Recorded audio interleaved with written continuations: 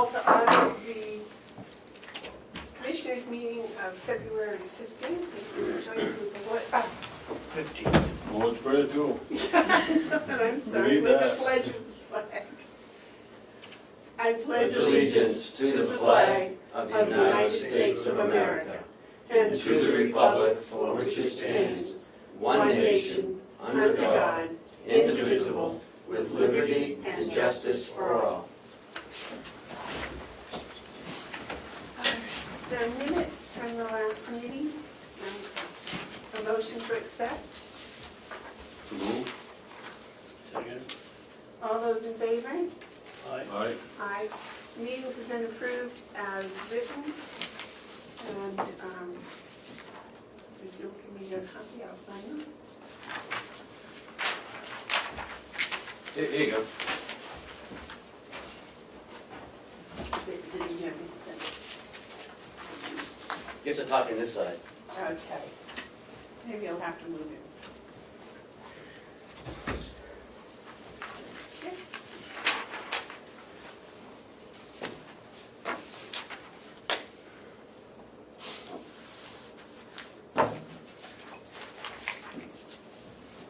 Would you like to read us into non-public? If you'd like to go there right now. I'll make a motion that we go into non-public session 1 under RSA 91A, A3, 2, parentheses, A, the dismissal, promotion, or compensation of an employee. This meeting will be for compensation on a contract negotiation. Second? All those, roll call. Commissioner Hounsel, Yes. Commissioner Babson, Yes? Commissioner Bevard. Yes.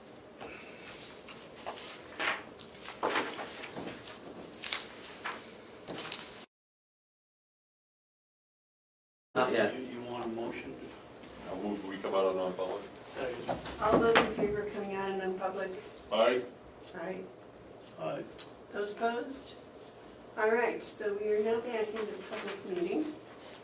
Ken, you have something? Yes, Excuse me just a second. I move that we seal the minutes oh, good. of this session, a non-public session. Second. Okay, that would require a roll call. No? To seal the minutes does? Yes. It does? To properly seal the minutes requires a, Let's have that roll call Okay. Commissioner Hounsel, then. Yes. Commissioner Babson, Yep. Commissioner Bevard. yes.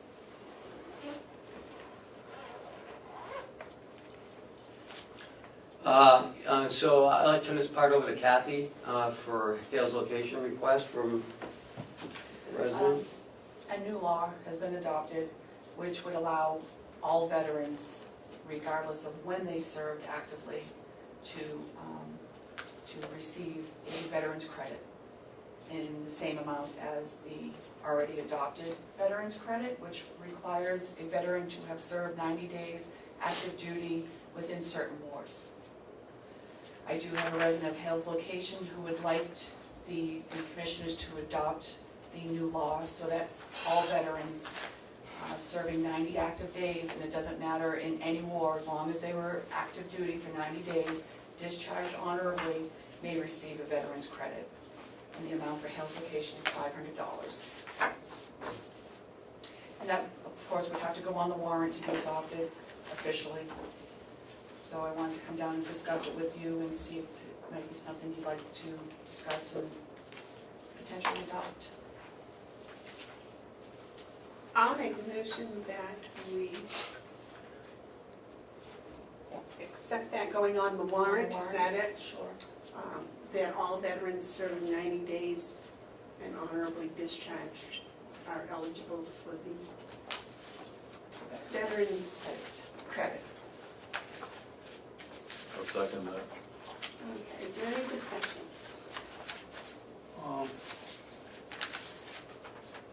Yeah.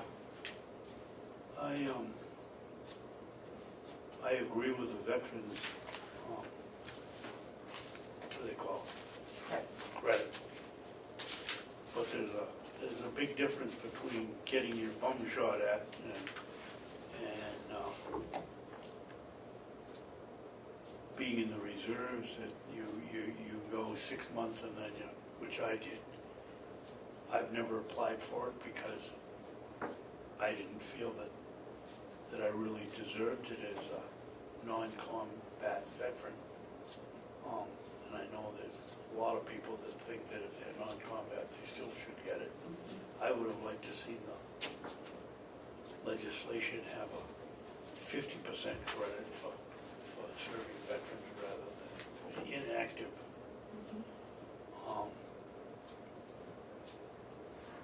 I don't see any problem with it going on the warrant, so I'll vote in favor of it, but because ultimately, who decides this, us or, The voters of Hales Well, location. Voters. that's my discussion question. No. The voters of Hales location have no bearing on their budget or their warrant. They don't No, vote they're for not a it in the town. warrant? They're not a They're town. not at their unincorporated place. They have no vehicle to vote. They have Hmm. no vehicle. So we're putting on a warrant that no one's gonna vote on? No, we're So it approving it comes- now. comes- It comes to down us. to us. The warrant, it'll be like the We, first warrant, and the second article will be the budget. That's it. And they don't vote on it? No, You we don't do. vote on it. We do They for them. don't have a town meeting. Their town meeting basically is the delegation approving their budget. Can I address the procedure? Oh, and that's why we have the budget hearing up there. Right, what we're doing is we're producing a warrant. And once we do that, we do what's called warning the people. And we post the warrant, and everyone who's interested in it will read it and say, well, better go and speak up.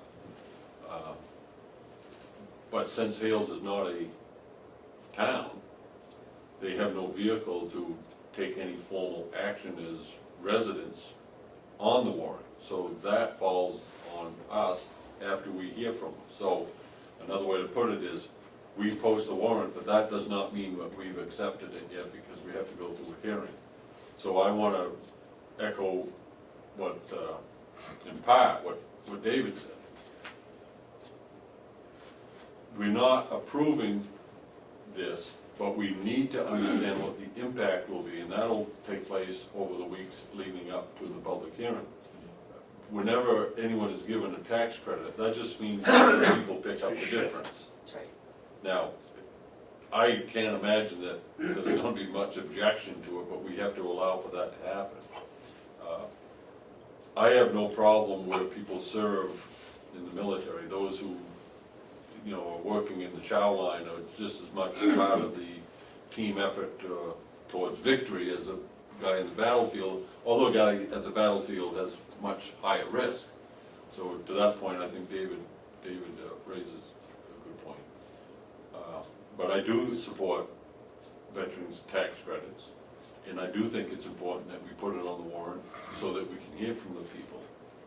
And hopefully, their support will be enough for us to eventually approve the tax credit for Hales location. But I do think it's important to know that the tax bill doesn't go away, it's just more people have to pick up the difference. You got a question from a... It's not public comment. Yes, sir. Hi. The veterans, for those who serve. I understand your point, Commissioner Babson, and it's well noted, but in observance, I would just like to say that if you did join the military at any level, then you've made yourself available for service, no matter what that is, and however you're called upon. Thank you. The motion has been made to put this on the warrant. All those in favor? Yes. Yes? Yes. Those opposed? It will appear on the warrant. Also, received a letter to the treasurer from North Conway, the chair of the supervisors of the checklist, Town of Conway. It says, please see list of people to be paid for the 3 elections for Hales location in 2016. It names 3 people at a cost of $400. Mhm.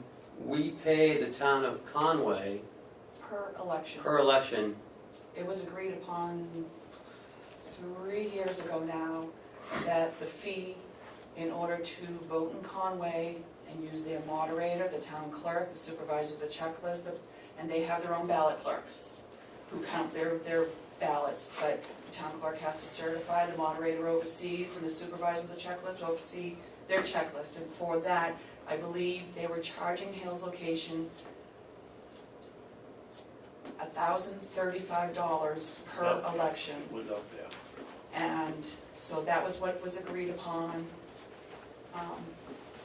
But I don't think about it unless I'm billed. So this isn't correct. It should go to the town of Conway in the amount of $1,035, and I should be receiving a bill for that amount. So I'd have to do a little looking into, Did we just send a check to them last? We A sent couple one weeks ago? within the last 6 months, I believe. that was motor vehicle registrations.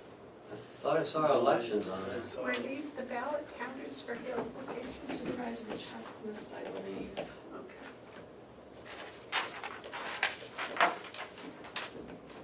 Maybe to inform you about motor vehicle registrations, the town of Conway charges Hales Location $1,000 per quarter in addition to 5% of the revenue that is brought in per quarter. Shall we let her deal with that? I can look And get- into that and Just send a little Well, memo there are as to, expenses that people have to incur if they're not a town. find out Oh, if hold that's on to something, or if you need to get us to pay the $1,035 or whatever. No. I would question this. Well, that's what she's going to take care of in the next week. What is the question? You think Conway should be paying these people because we paid Conway? yes. So this isn't just breaking it down for us, this is an additional. Yeah, that's initial cost. The people on this, I wouldn't pay the it. people on this list are the elected supervisors of the checklist for the town of Conway. They receive a stipend for that service. Right. The town of Conway receives $1,000 From Hales Location. from Hales for this service. They can disperse it. So this is, So that money I would doesn't go to I pay these would, people. I would question this as double billing. Well, that- And that's- this should be sent to, I wouldn't that should pay be it. sent to the And town that's- moderator. That's what she'll go and find out about and send us a We've already report. paid it. Yeah. We've already Thank paid you. it. Next, sir. We have some public input. That's it for Kathy. Yes, Thank you, Kathy. you're welcome, thank you. Okay, so now, We public have input. public input, and I'd like to mention. Public input. Sorry, John, we're running a little behind, so about another 40 minutes. Kathy, thank you very much for coming down today. Thank you for warming up the crowd. Just want to send me a text when Yeah, you're getting in? sure. Okay. I'm working. This has to do with the veterans tax credit. And what Commissioner Babson said, I understand what you said. And, but I was a veteran. I served my country, and it was in the late 70s, not during any of the wars. That's not, my fault. But I served it honorably, and I was honorably discharged. And even if a veteran serves during the war, they're not always all sent overseas. I mean, some stay behind. So if you serve your country, you serve your country. And if you're a veteran, you're a veteran. Thank you. No, that's all. I love this place. This is, I have this, if I might, Madam Chairman. Public input? Yeah, I'll do this from this seat if it's okay. That's fine. I think it's absolutely great that people have passion and they take the opportunity to speak. As we've just had John and Ken speak on an issue, and as well as Dave Babson. His points are well taken, and I think they need to be out there. The conversation about who serves and the value of the service, it shouldn't cloud the fact that they served and they're willing to go wherever they're sent. And that's that issue, but the energy here in this county, when people have something that want to say, to stand up and say it is, always has inspired me. I just find it very good. That's all I get to say on the public comment. Okay, any other public comment? Okay, Ken, next. We have Howie Chandler for a monthly update on MPC. A little behind, Madam Chair, but I'm sure we'll make it up. Not with Howie, but sure we'll make it up. I'll go quickly. Lest you confuse a monthly update, this is actually more of an annual update for wrapping up 2016. Oh, my goodness. Well, that's why it'll never be this big again, at least not until next, So are we going to go through every page today, Howard? twice. There'll be a test at the end. All right. Howie, could we get the next one of these 5 days ahead of time, please? Hold on. I had one That's all right. for Cheryl, but I'm not sure where I put it. I'll give her mine. Madam Chairman, Yes, sir. I got a request. I think that we probably ought to give some thought to taking this home with us. Yeah, I was Coming gonna say back next week. I was gonna say the same. But I think we can have Howie, at least, talk about some of this stuff. Well, I can- if I might, Madam Chairman, Yes, sir. I want to hear what Howard has to say, but I need to have some sort of dimension here. And when he's talking, and I have this in front of me, I'm not going to listen to him as much as I'm going to be enthralled with all these graphs and charts and trying to decipher meaning. How about if I would give you- think a better way would be very brief today, and come back next week so that we can have some questions in an exchange, because I'm just gonna sit here not knowing what you're talking about. Okay, so gentlemen, I suggest you put your papers away and attend Howie's 5-second quick review of all the good stuff, and then next week we'll actually You can- grill you, Howie. I'll We'll give have you a more than whole 5 week seconds. to do our homework, That sounds reasonable. and we'll grill you. Is what you have in front of you I firmly believe you can't manage what you can't measure. So we have a number of metrics, measurements, key indicators, some will call it a dashboard, of a lot of the non-clinical things, everything from the number of staff hires, staff terminations, census, all kinds of information that in and of itself individually might not mean anything, but taken collectively gives you a good indicator of where the place is moving. And, if to give you just a highlight, if it were slide number 3, the payer mix gives you one idea of how we're doing financially. It's not a balance sheet, but it gives you an idea of where revenue is coming from. So I do that less for your benefit than for my own benefit. This is my own dashboard, so that I'm not running just on intuition. Intuition is good, but it needs to be backed up by facts if we're going to try to.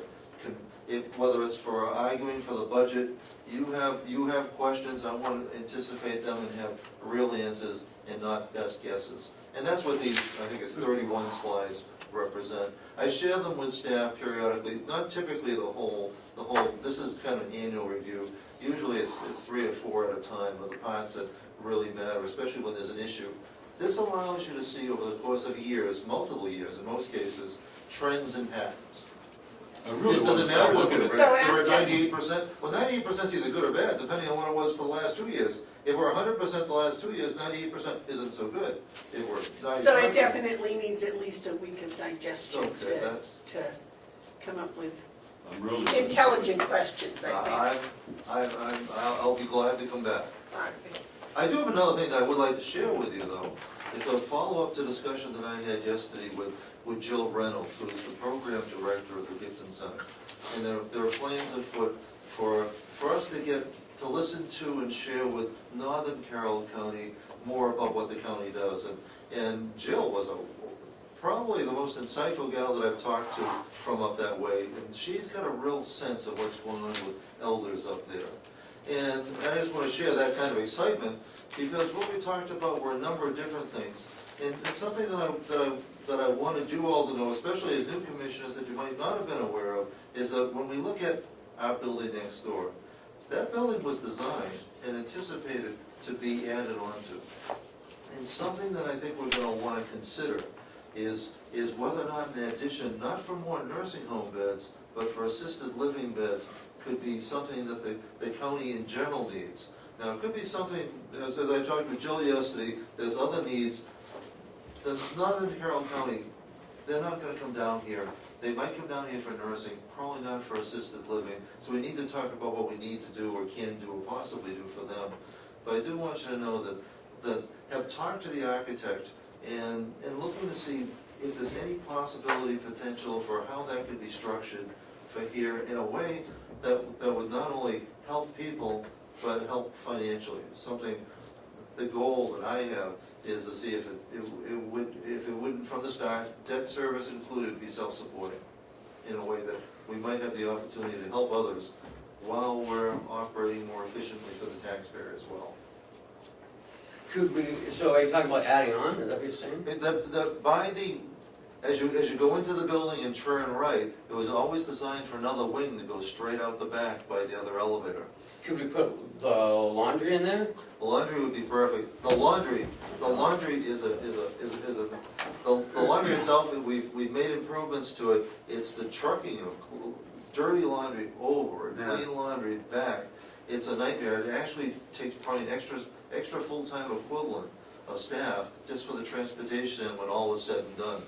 So, I mean, there'd be opportunity for us to get more efficient. That sounds like a feasibility study to me. Definitely. Yes, sir. Well, I like this part of it that includes the entire county, and I think that what needs to be done is a needs assessment, not just a feasibility, but a needs assessment first. The needs assessment actually is lined with this. We take in consideration the need of the entire county, and I think it's absolutely great that you and Jill are planning this event, April 17th, for this roundtable discussion to take place. We get a handle on what the needs are. I heard some statistic, I don't know if this is totally accurate, but 2014 or so, there was a statistic that was thrown out there that currently 15% of the population of Carroll County is over the age of 65. But by the year 2030, it's expected to be as high as 40%, 30 to 40% of the population over 65. When I first heard that, One, two, three. well, when I Not first yet. heard that, I Not said, yet. geez, really? And then last week, I crossed over to help that statistic. Oh, I'm over 65 now. happy birthday. New Hampshire is the fastest aging. But And Carroll County within New Hampshire is the fastest in New Hampshire. so what I find encouraging is that we're talking about a needs assessment for this population bubble expansion, if you will. If we're going to have this type of expansion, then we're going to have to make an assessment of our needs, and we should be getting about it. So I think this is all good. I think the timing is right. Something that Jill was very excited about. She says, election time, she sees all kinds of politicians. She's so encouraged that the county is willing in a non-election, non-political basis to want to pay attention, ask what their needs are, and she thinks that's very refreshing. So she's looking forward, and we're going to continue to refine what a manageable agenda will be. But part of it will be education. They don't always know, apparently, up there what we do down here. No, they don't. And they both want to learn, but I think we also need to go there with an ear to listening. So it's not just to sell our rehab and to sell what we're doing or what different departments here do, but to find out what their needs are, and of course I'm biased, I'm particularly interested in what their elder needs are. Well, that's what the Gibson is, That's- the Center for Senior Services. Okay, so you'll come back and see us next week? If Ken agrees, I'm sure he does, I'll be here. So we want to save that date. The 17th, Monday the 17th. And the delegations coming, and commissioners, and a whole bunch of people. I April hope. 17th. March? April. So we have a little bit of time. And Howie, I'd like to thank you. This morning breakfast was absolutely incredible. They do a wonderful job. In fact, we had a meeting after that, and it was at a slightly different time, and everybody agreed that actually made it work a little bit smoother and better. So in the future, it'll be at 7:30. That seemed to work out very well for all the departments and for the residents too. It was a little less rushed. Everybody didn't hit there at the same time. Yeah, that was really very nice. And Howie said that he will make a sign for our Commissioner Daisy Award parking spot. Thank you for that, thank you. Thank you, Commissioners. Ken? Howard, on your way out, would you just knock on John's door and have him come in? Which door is John's? All the way down at the end. I thought that was the closet. It is. Oh, It okay. His office is in the Sure. closet. In the closet, okay. Storage. All right, the next thing on the agenda is a letter for the support of the drug court. Now, the drug court costs us no money. Right. This is put on by the state of New Hampshire. They've asked for a letter of support. This is our letter of support, sent yesterday for your review. The fact that she was here and did such a nice presentation and that it's not gonna cost us any money, and I believe it's going to go forward to actually help, again, some of our most serious individuals with illnesses or disability, I don't know, illnesses, I guess. So I think it was a nice job. I liked the letter. I thought it was very nice.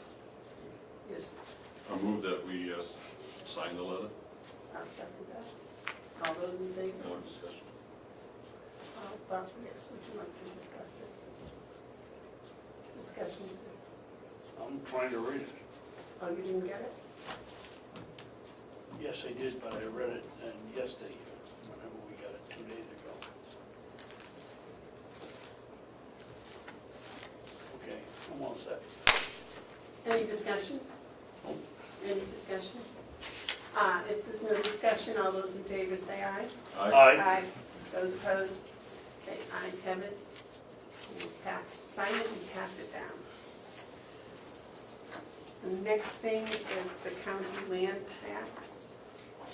Yes, there's been some discussion last year and also this year, oh, sorry, thank you, about, and Commissioner Babson and I have, have talked about the same thing, about taxation on the county. And in your packets, this is what I did last year, because it was in multi 1 and 2, this discussion came up.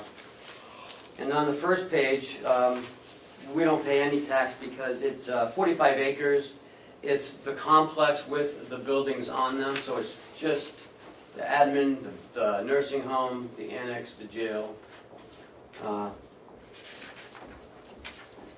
The second one is 361 acres, and that's the complex in current use. That's everything else with not the buildings on it, fields and everything this way, that way.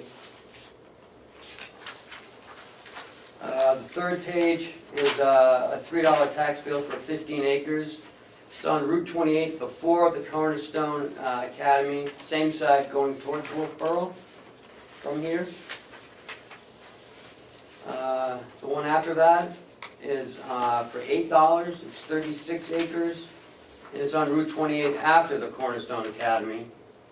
We own a little piece there. Excuse me. Yes. Just 1 second. These are in current use. I would imagine it's only $8. One's so on I'm $8 guessing. and $3. The one after that is 215 acres, and this is our largest piece taxed. It's the area across the street behind the courthouse, up on the hill where our water towers, where our water reservoirs are, the sheriff's communication towers, and I don't know I've only been up to the tower and the water plant. I haven't been further, so I don't know what's behind there. And that's for $2,700 for 215 acres. And That's then, not in current use? I don't believe so. I think it's because it has the water on it. It says current use credit, Where? $1,000. Yeah, $189,000. Oh, I see. All right, So- so it is in current use, okay. It's all in But they probably took a 5-acre piece out for the buildings or something. That's what they usually. I don't know. There's a lot of it's in current use. The Blueberry Field acre area is $500, and that's 21 acres. That's across the street from the county farm road. And then the last one is, it's 125 acres. It's back and west of the tower. That's for $23. And that's 125 acres back there. So I got the locations, working with the registered deeds. We went through all the tax maps, all the boundary maps, and these are about the best areas that we could figure out where they are. What you need to do is find out what the current use rating is, whether it's unimproved, whether it's wetlands, whether it's mixed hardwood, whatever, there's different current use ratings. And the prime farmland rating, of course, would be one of the highest. Well, the reason why I'm actually bringing this up was I received an email from Multi-One, from Frank McCarthy over the weekend, asking about, he read on chapter 79 about taxation of counties. And it says that any county land is not taxable unless it's used for agricultural use. Madam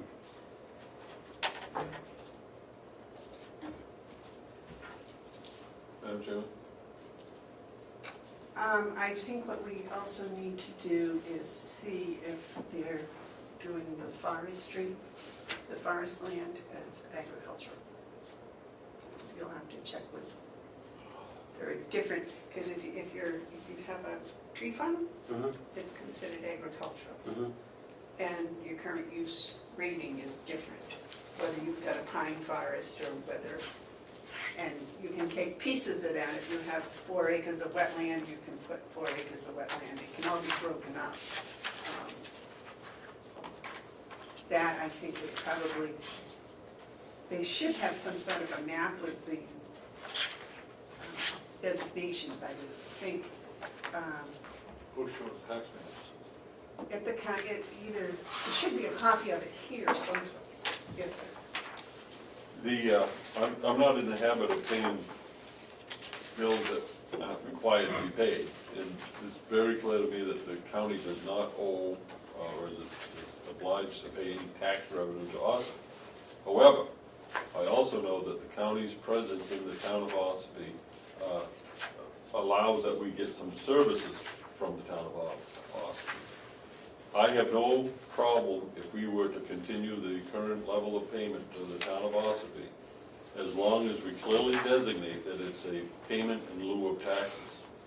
I don't want to be agreeing to pay taxes on property.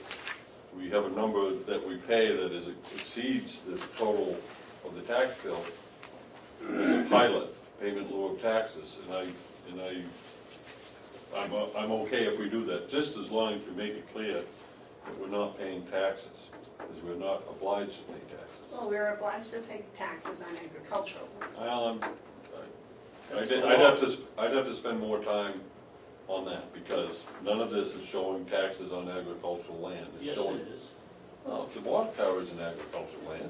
No, but that's probably, that's why I'm saying there has to be some research done, and it has to find out of the acreage, how much is actually being looked at as agriculture, how much is actually being looked at as something else.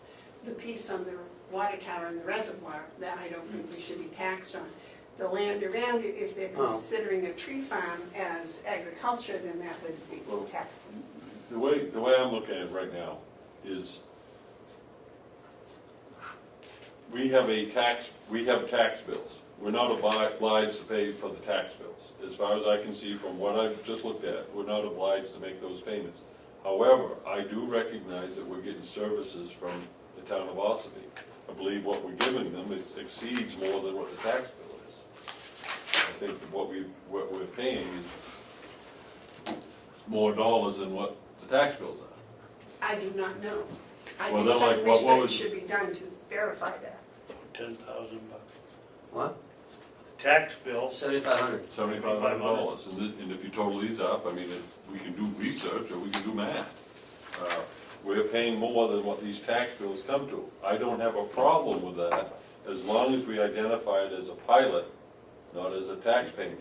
But I'm saying these tax bills, some of them I don't think are accurate. I don't know, they're the ones that they give them, so if you're asking to challenge the tax bill, that's a different thing. I'm saying they're not accurate because they're a tax bill, and we're not obliged to pay as a county tax. Can I read the RSA real quick? RSA 7223, 2, lands and buildings and personal property owned and used by any county for governmental purposes, including hospitals, courthouses, registry buildings, and county correctional facilities, are not taxed, except that county farms and their lands, buildings, and taxable personal property shall be taxed.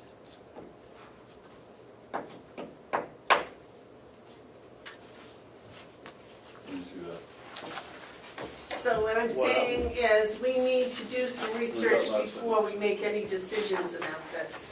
And we need to find out which taxes are proper and which aren't. Yes, sir. I've been over this from A to Z years ago. Yep. Why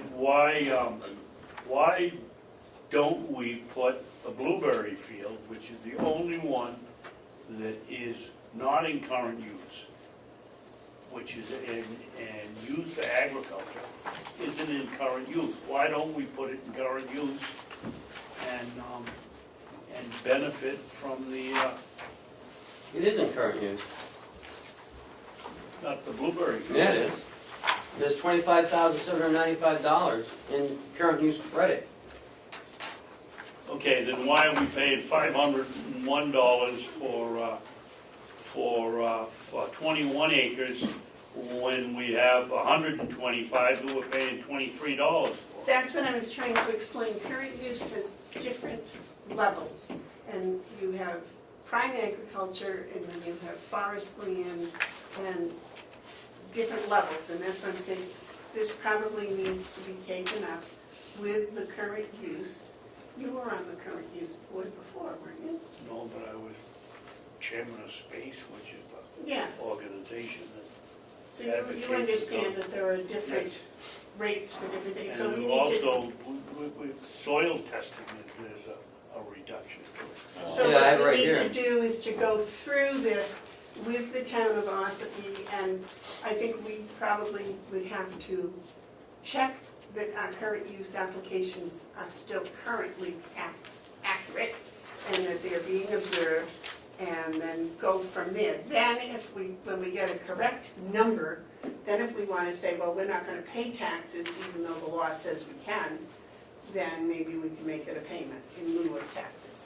But I think we need to find out what that bottom number is that's accurate. Yes, sir. I would just caution you that if we agree that we're paying taxes and we're agreeing that the current use is part of the calculations, if there should ever come a time when we're going to do something that requires us to take it out of current use, Yes. it could be argued that we owe them additional money. My point is that we do not have to pay any of these taxes under the law, notwithstanding the sentence you just gave me. I just read that, and I think it actually shores me up some. But we can do a payment in lieu of taxes, and at that point, if there is anything that's taken out of current use, it doesn't apply to us. No. Now maybe, why? We had this case with the state liquor store in Keene, and the state tried to say we don't have to pay the 10% penalty. Court said, yes, you do. The law says that nobody, one of the opening sentences says, nobody is is exempt from paying the change of use tax. If we found it from Now, counties. if you, the question here is, if you had it in current use and you put in an assisted living facility, it becomes a county building that isn't taxable. So, But if we lease that out to another entity, then it becomes taxable. Well, we've now crossed enough information into this discussion so that at this point, before I can go any further, I need to have the advice of counsel, legal counsel who's familiar with these type of laws, because as a plumber, I'm not really qualified to go much further with this conversation, except to reiterate, I do not believe the county owes the town of Ossipee any tax money. But I am willing to support the town of Ossipee through a pilot. That's my position at this point. I'd like to have an attorney tell us if I'm off base, because it's that complicated. Okay, so we will postpone this until we can get some more. Can I ask that Ken check with one of our attorneys who I have yet to meet on this point? I mean, if we come back and talk about it some more, I'm gonna ask some legal questions and none of you. Well, the thing is, I think before we ask for legal counsel on this, we want to make sure that this is correct. That these are correct, that these are done correctly. If these bills are correct, then you have something to give to legal counsel. But if you give him information that isn't correct, Well, it's correct because we received it.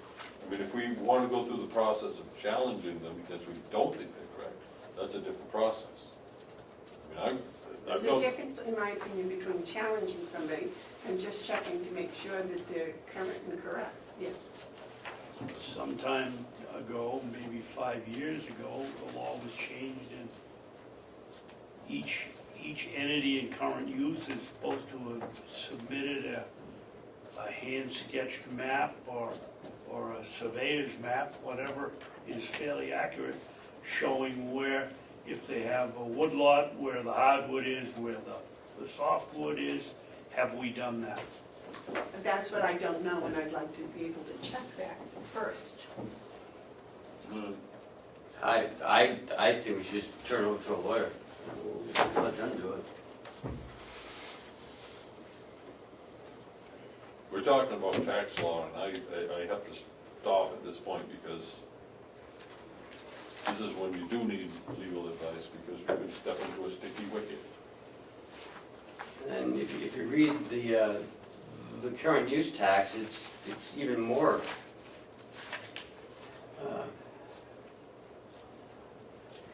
confusing. Really? I think that's quite Clear. clear. Oh, well, It depends on whether you own land and pay property Well, no, taxes or not, I guess. What's That makes a difference when What's you read it. complicated with provisions, you can read this provision and say, oh yeah, that makes sense, and you can read this one and say, oh yeah, that makes sense, but it's like trying to get general relativity to quantum mechanics. There's no unifying theory. You have discrepancies, that's why you need lawyers. So how do you balance this one that we determined is correct with this one that we determined is correct, that are at odds with each other? But if we don't have something that's been determined correct, I think we ought to start there first. Well, I think That would not cost anything. that's fine, we're going around in circles. Well, this wouldn't cost him. Right, but I'm fine.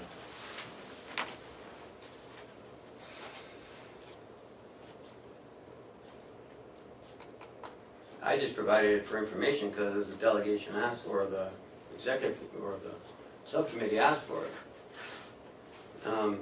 Chairman McConkey called me yesterday and he asked for it as well, so I'll let you know.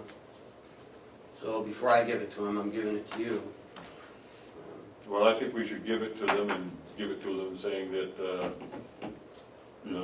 this is an ongoing process, we haven't come to any determination on it. If the delegation has this, then they can interpret it as they want to, but I don't think we wanna say too much about how we feel about it until we know how we feel about it. So you already turned this information over to them, correct? No, They requested it? they requested it, I scanned it in my computer, I'm holding it until, now you have it, now I will send it to them. Right, okay. I will do some non-binding investigation as to the current use and how current our current use is. If we've done all the maps and we've done all the soil testing in background, et cetera. And I'll be able to report on that probably in a week or two. And the delegation by then will have made some decision, I'm sure. Well, the mapping was established by the current use board and should have been done. With the other one you mentioned. Mapping and what else? Soil testing is left to the discretion of the landowner. If they want to get I think it's a 20% deduction on their, not on their value, but on their tax bill. Then it's their choice to go have the testing done and pay for it. So one is rules and the other is choice. But they should be on record in Yes, down in Ossipee, if they have been done. they should be downstairs. Okay, so I'll check on that. Then I will, Well, the maps would be with the town of Ossipee. I would think the soil testing would be something we put at the registry of deeds. okay, I'll check it. I would think. Maybe I'm wrong. All right. That wasn't discovered when you were down there working with her, was it? What? Soil testing results. No. What I don't understand here is the water system. You're correct, it's in, we've gotten a credit probably for all the acreage around. You only need 10 acres or contingent, not contingent, no. Contiguous? Contiguous, and so that land could be in current use. We own the sewer, the water system, and we get paid for the water that goes down to the village. Why would that be tax-free? As Commissioner Hounsel says, we shouldn't be paying any taxes. If we're running a business, why shouldn't we be taxed? Because we're exempt, because we're a government entity. And when it comes to that, that's probably where it needs to get turned over to the Lawyer. legal. And until that question's answered, I can't make an informed decision.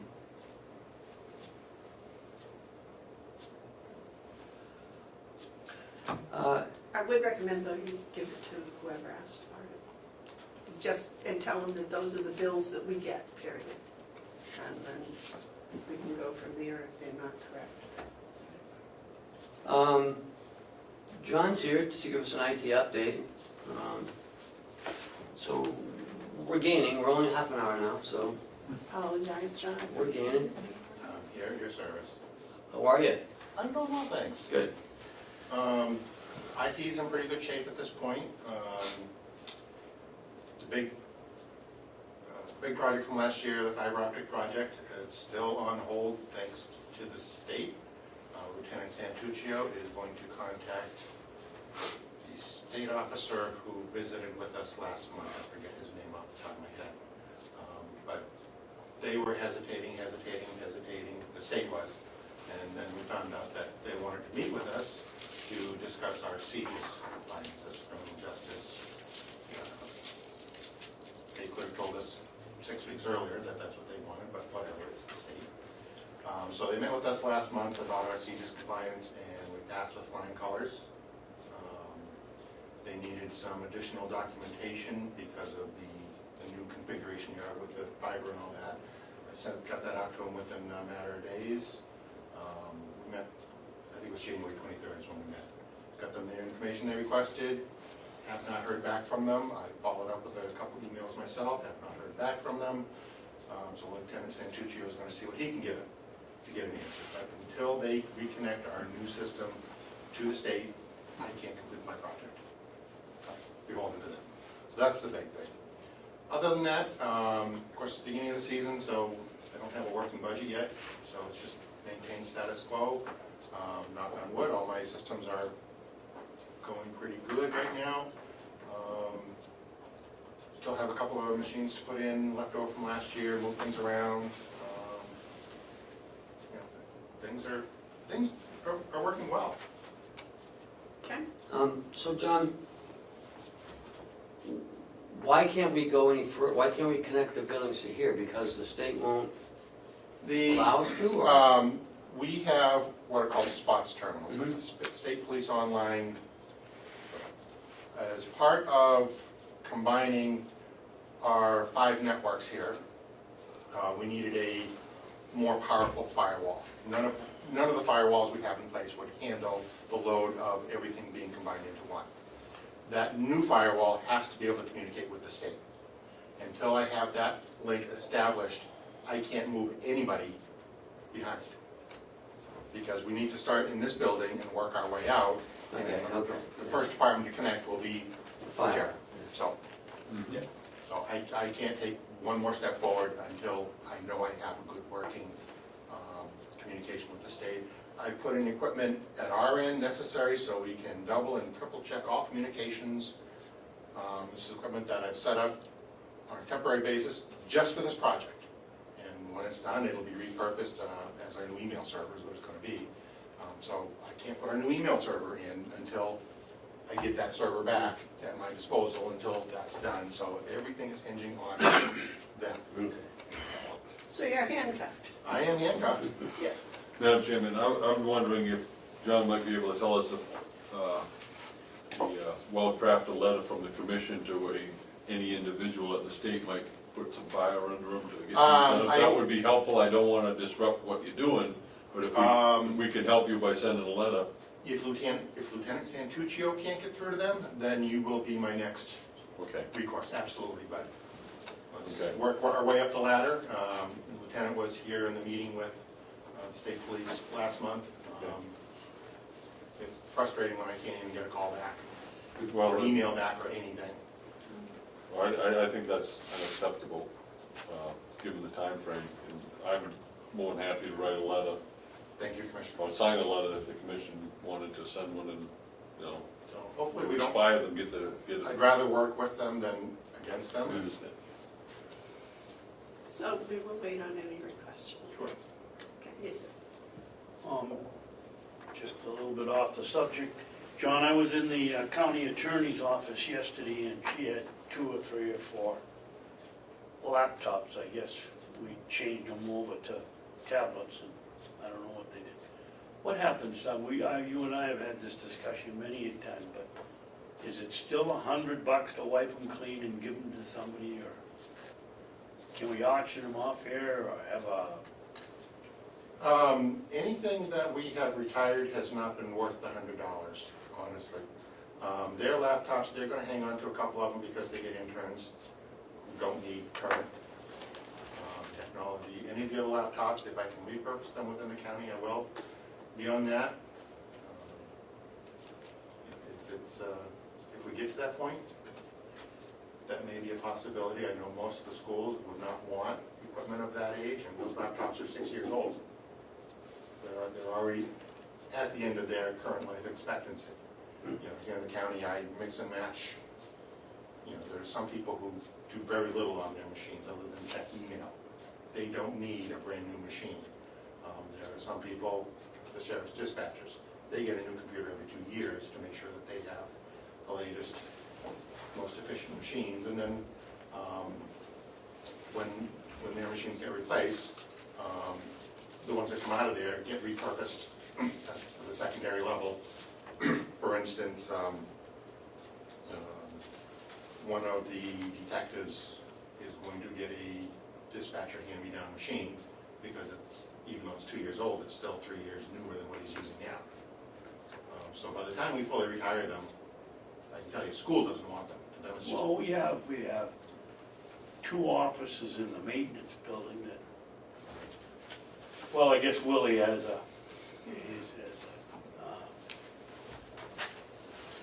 regular one. Yep. But the other office has none. I mean, why can't we set a, if they want one, all they need to do is ask. I have equipment at my disposal that we can put in place. How about employees that would like a old computer for their kids to play games or do something? I just can't see throwing them out. Kids get the newest, latest, greatest. When a machine is 8 years old, if they try and go on the line with that and play the current games, again, it's Well, maybe for email. I mean, they just, mine is, I don't know how long, my last one was aged, this one's getting aged. It's, Well, you know, it's I mean, perhaps the computer needs to be perfectly reflective functional of for the what age. I need. You Could we know, put possibly them the over age of the nursing home? computer needs to reflect the age of the operator, I don't know. Well, we're getting there.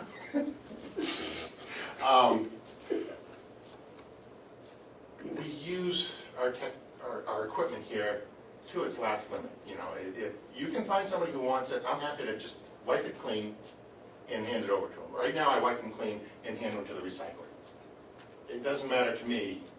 If you can find somebody who actually wants it, a wiped computer with no software, they are welcome to it.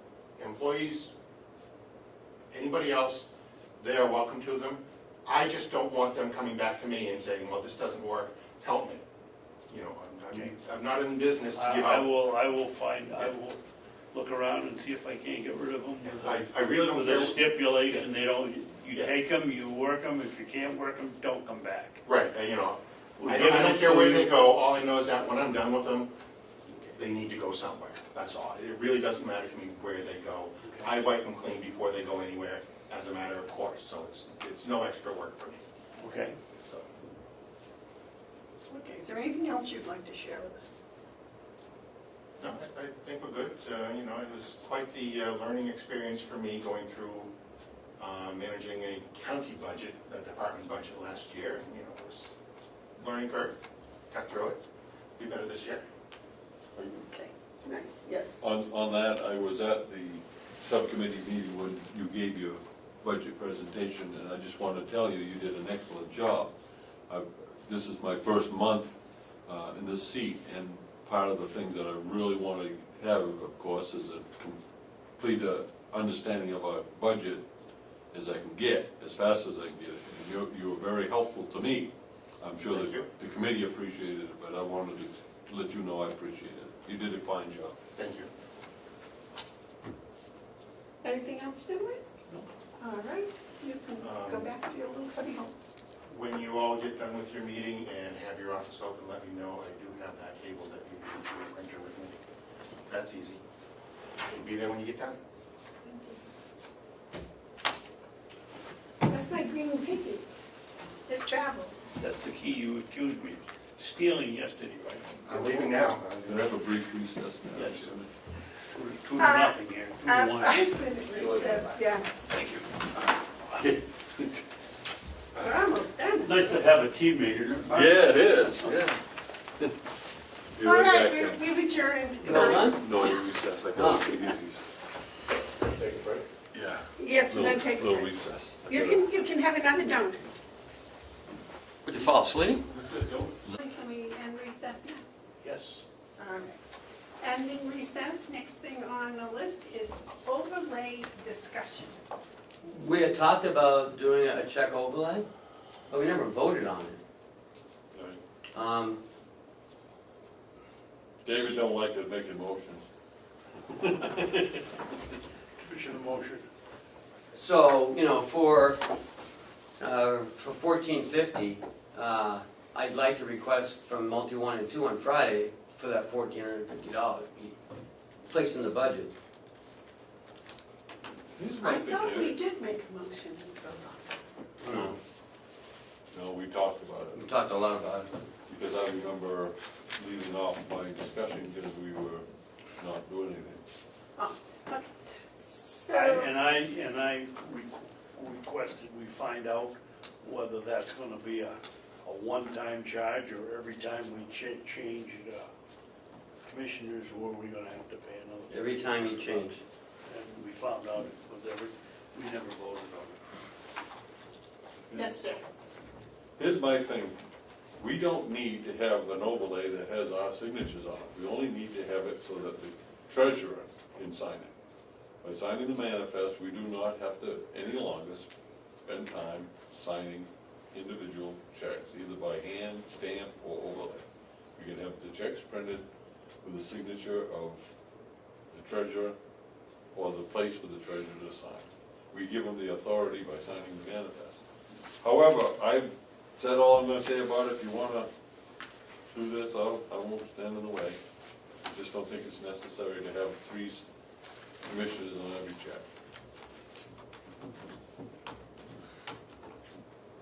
There was no more, right? It was no more expensive No. for 1 or 3 or 4 or 10. But the chances of having a treasurer changed every 2 years, It's the same as It having a is. commission changed. well, maybe, They get elected every 2 years. maybe the chances of you changing a treasurer is less than the chances of changing a commissioner. Because it's not so political? Well, yeah, it's just, you got 3 people, there's a chance that one of them won't continue there's a higher chance of that happening than the treasurer not being elected. Most treasurers, when they run again, get elected again. That can't be said for every person who holds the seat of commissioner. Only one person out of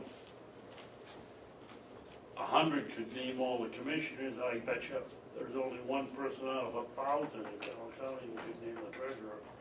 So they get elected continually, and there's not the rollover that Right. you're getting commissioners. So if you want to reduce the chances of having to expend another $1,450, you will do that by having 1 signature on it instead of, well, it'd be 4 actually, because you'd have the 3 commissioners and then the treasurer. I don't think you need to have the commissioners on it. Yes. I would oppose putting it on and having it, paying the money. I'm gonna get down there. I think it's part of the job to go over the invoices, to study them. It takes me, when I do it, 2.5 hours each time to do it.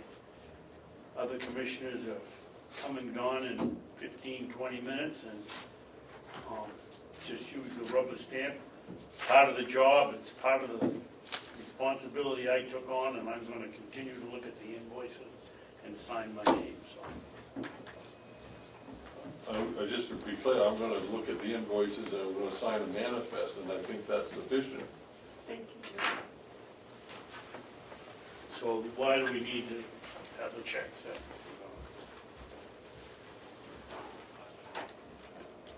I don't think you do.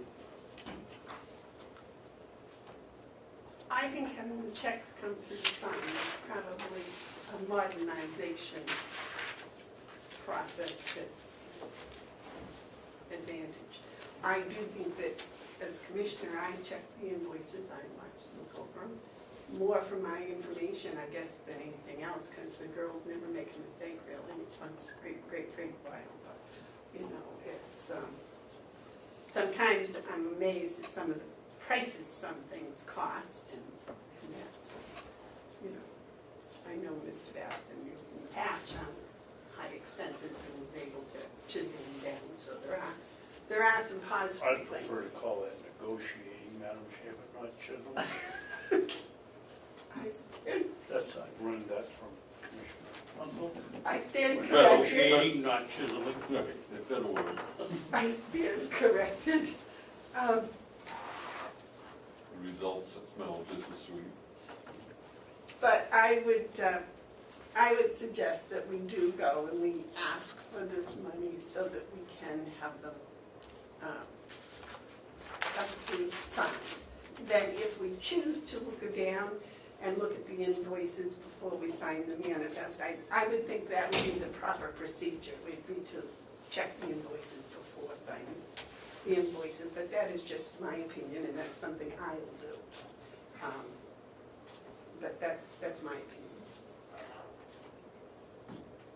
So do you need a vote to do that? You need a motion? Yeah, I feel more comfortable with one. No, you can't, yeah, you have to have a motion before you can make a decision. Want me to let you off the hook? Who's that? I'll make the motion. You make the motion, I'm not gonna second it. Okay, I'll make a motion then that we ask the delegation, oh no, that's, let me correct that. I make a motion that we purchase this check overlay. So now I wait a second on that.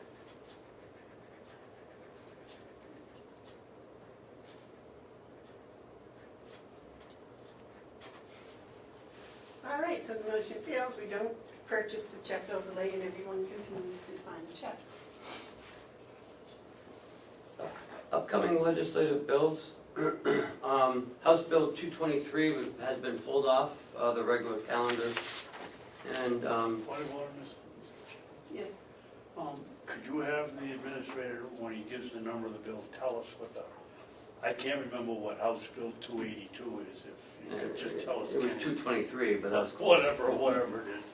House There's Bill- two in there somewhere. House Bill 223 was the bill to not allow any municipality to Okay. pay funds to any organization that has lobbyists attached to them. That's been pulled, and it's looking, they're going for a vote, I believe, tomorrow on the House floor. The full house. Yes, Do you know who pulled it? Was it Cavelli? yes, sir. Representative Cordell. It was on the consent calendar. Yes. What was the committee report, do you know? Inexpedient to Yeah, legislate. experience legislator with 17 to 17 to 1, 1. something like that. So let's let the process work. And that's all there is for this week. I have a question.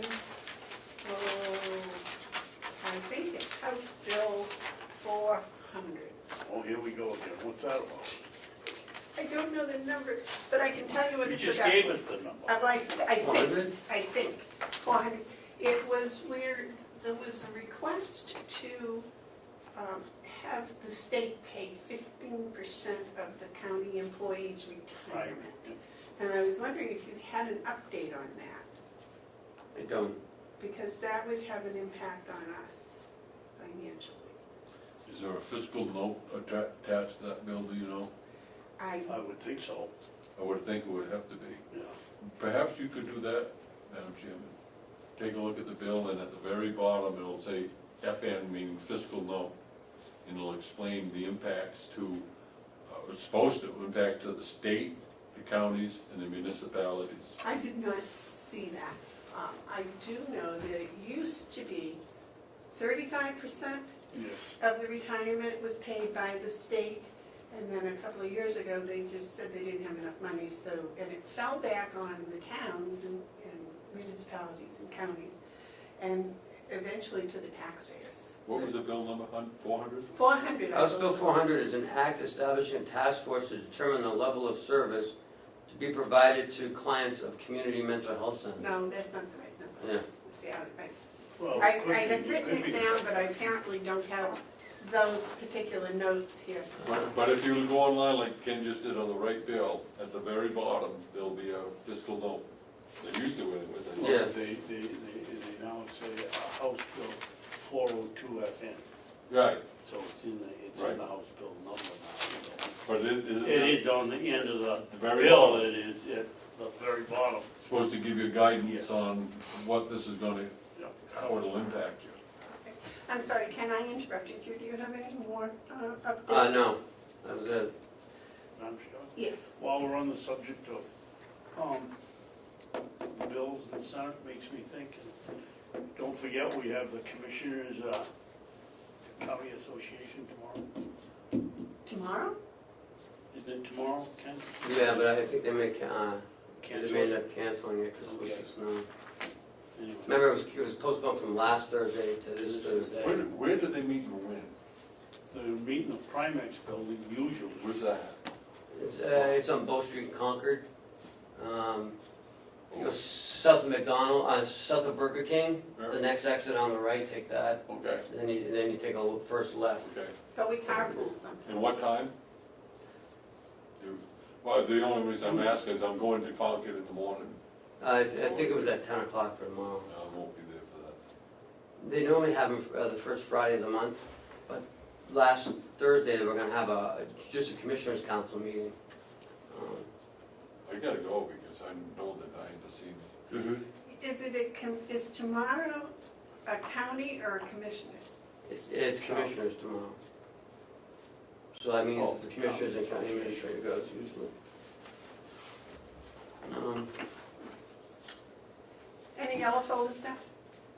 Yeah, but we're gonna send that check back, so no, I don't. Okay, administrators update? The subcommittee meetings have been going swimmingly. We just had on Monday, we had the DPW, the county attorneys are now finalized. And Victim witness. yes, the victim witness was done 2 weeks ago. What's left to do is, on Friday is next Friday is the Mount, Multi 1 and 2. no, next Friday is MVC, and this Friday is multi 1 and 2. At what time? It's at 10 o'clock. I heard Representative Lumberger say that she's going to change that to 2:30. Oh, yes, I'm sorry, you're right, it is 2:30 because that should be in Concord. She's gonna be in Concord, she's coming here. Right, right after Concord. You're right, it is at 2:30. That's, So February 17th, multi 1 and 2. Right. that's a 2:30. tough hour. The 24th is going to be Mountain View. Mountain View, and the 27th is the full delegation meeting. And I hear that may be changing. Oh, really? Yeah. Okay. Don't take that as official, but I'm hearing that. Well, I hope not, because we already posted in the paper. Well, you may have to repost it. Check with, why don't you check with Chairman McConkey? I will, because we need our TANs reapproved by the executive committee, so I need to get in touch with him Yeah. if that's the case. Yeah, why don't you give him a call and see what's happening, because I think you're gonna have trouble Okay. getting approved on the 27th. Kenny, we don't forget, we got the cooperative extension luncheon that day, so someone's gotta Tell them to. Oh, okay, tell yeah. them too. So with all the committees done at this point, if we were to pass the budget today, we'd be $178,000 less amount to be raised by taxes than last year.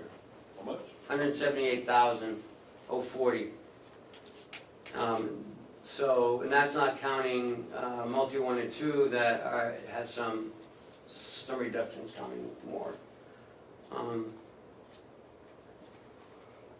So, it's looking pretty good.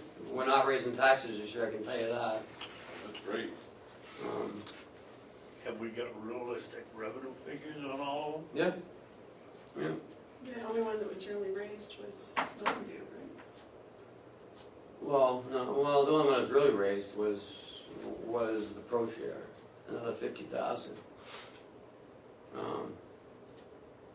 So from, 950 to 1 million. But that's still less than substantially less than we got last year.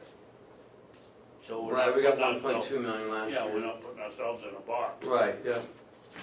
So we do have a little bit of wiggle room. This year we had, some surprising revenue numbers come in. The jail, 447% over budgeted estimates. The nursing home came in over, even the commissioners came into over. So I think we're doing very well. They did reduce the DPW was reduced about 50,000, I believe. So it's now at 227,337. I think we had budgeted 278 originally. 278,461. So it's a little over $50,000 reduction. So all that's left now is nursing home, one more meeting at nursing home, I'm hoping. DPW gonna meet again? No, they're done. They finalized on Monday. I didn't get I don't know what they ended up doing, but They ended I'll up, find out, well, I can tell right now. okay? They ended up, Hold on a second. sure, Page number? page number 15.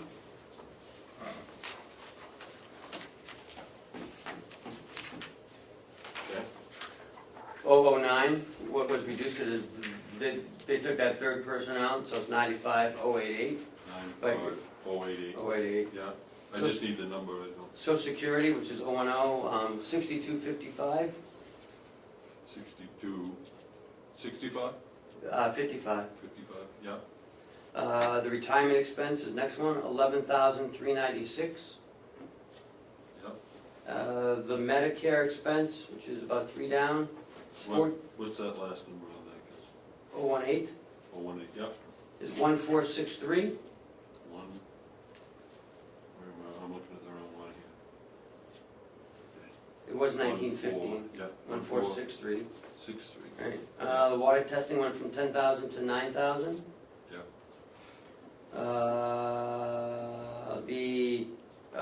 The gasoline was reduced from 5,000 to 4,500. Okay, that's 5,045, yeah. The diesel fuel was from 4,500 to 4,000 45, to how many? to 4,000. For 45,000, 4,500, Yep. okay. The telephone is reduced from 4,500 to 4,000. Yeah. The vehicle equipment lease purchase, it was 9,800, $9,759. 9,000, $759. okay. And what is that? We process it. That- The last the payment? processor, yes. Okay. And that is it. So it comes to 227,337. Thank you. And the county attorneys also, they made a few changes there. Page, Page like 6 or 7. Page 6. yeah, The first line is 50,276, is that what you have? 276, 50276. yeah. The paralegal is 18,720. Okay. The assistant attorney is probably at 241,140, is that right? Yeah, Social Security went from 24,678 to 23,751. mhm, The retirement expense, 43187 to 43192, that went up $5. 43192? Yes. 2 down to Medicare expense, it was 5771, it's now 5555. Quadruple nickels, And the telephone was 4,500, it's 3,972. That's it. So What was to get that last total- figure, Ken? I didn't have that one. 3,000. Telephone, 3972, So what's your last number on that? 491, 438. 438. Mhm. I'll put that down as today's date, 2/15. Okay. Excellent. And that's it. Kenny, can I ask a dumb question? Sure. Why in the world when we're budgeting, don't we go to 25, 50, and 75 rather than $4,563? What is the harm? Would we What are you referring to? Just for rounding instance. these figures off so that we could, people that are slow in math like me could do it a lot faster? Like For 72, instance. 932, why can't we make On that? where? Anyway, Page 6? And He's just anywhere, talking that anywhere. just salary, whatever line. Well, Why sure. can't we make it, I suppose salaries you'd have to have the exact figure. No, I don't want, I mean, why do you want leftover money if you don't need it? Well, I mean, if we made it 72, 925, we got $7, is that gonna hurt us? How are you gonna create your fund balance if you? Well, but if you do that in every line, that's a lot.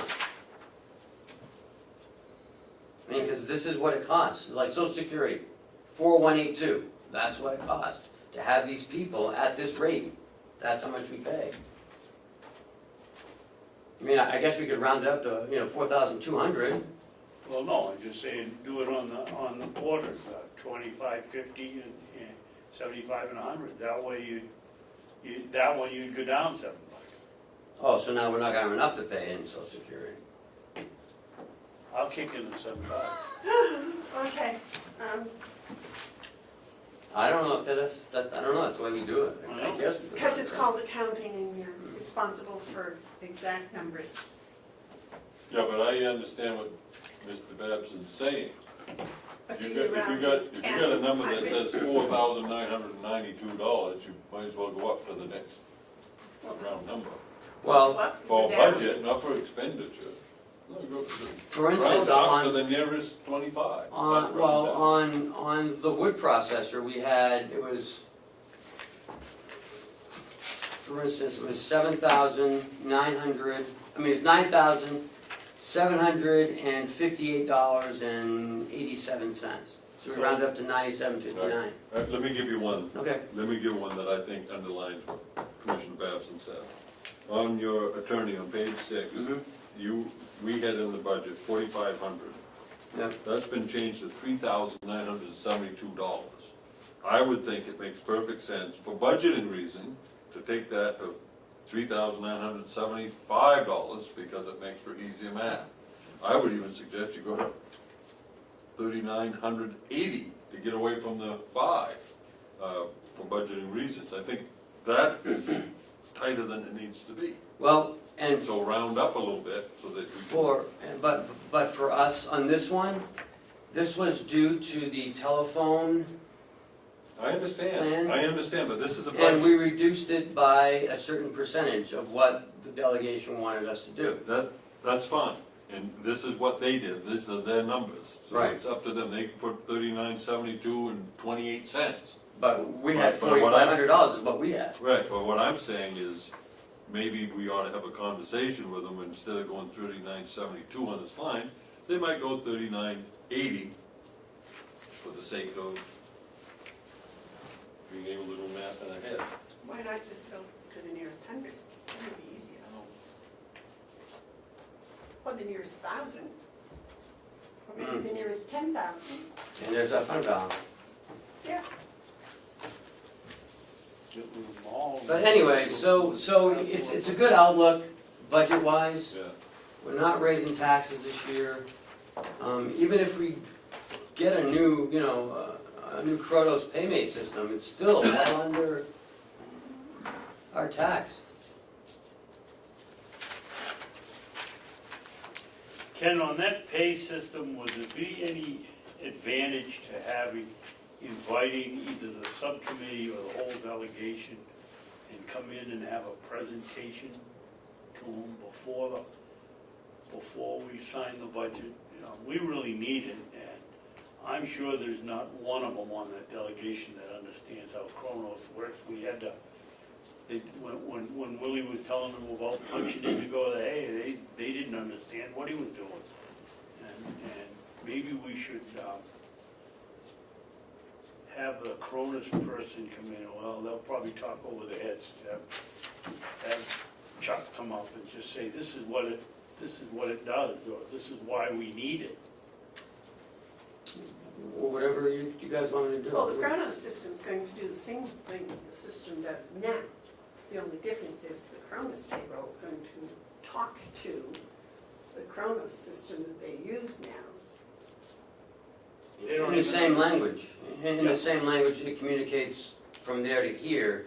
It's when it gets here, ACS doesn't understand it. It's got to use one of those translators, and sometimes it gives them the wrong word. So it gives us the wrong number. I understand. Yeah. But I don't think some of the delegation does, and this is an important, if we're gonna move forward, in an enlightened state, we need this. Okay, I'll ask Chuck and see if we can get someone in. Maybe it's a bad idea, I don't know what the other folks think, but. Well, I don't think there's anything wrong with getting further information before you make a purchase of this sort. I am convinced from listening that we need it. I think I would benefit to actually see a presentation, but I also believe that it's a good way to enlighten the delegation should they care to attend. I wouldn't try to schedule it with them because Yeah. they can't schedule much anyway while they're in session. But I think Maybe we would try for a I'm Monday. always in favor of getting more knowledge, understanding. So I would like to have a presentation on the Comeau systems. Okay. And if they can't be here, they can actually watch it on Right. government oversight. Right. Okay.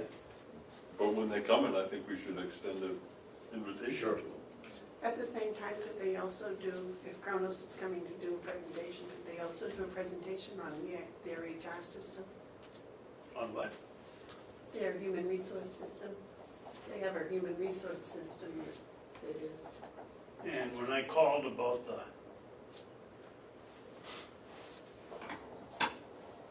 what was it, the ADS system, to see if we could get I think it was Cronus, purchasing package. And they said, well, if you have decentralized purchasing, which we had, and you don't purchase from one central place, forget it. Well, now with the fiber optics, we're gonna be able to have it. And so maybe if they got a purchasing modular, they could, if they have someone that could talk to us about that, or maybe this is a bad time, I don't know. well, I spoke with Carrie about buying more than one program at the same time, and that would cause a reduction, and she said she felt it would. So,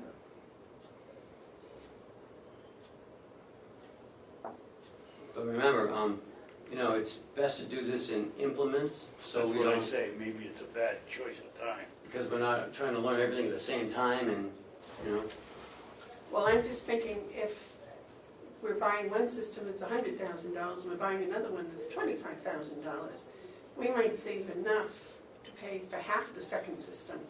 yeah, and we don't have to implement it right away. We can learn the Kronos first and then implement it. Well, the HR is Kronos, but we had the original Kronos here for, 7 years before we learned it? But it was longer than that. So we I could don't have the think- HR system and then implement it maybe the next year. Yeah. If we purchased.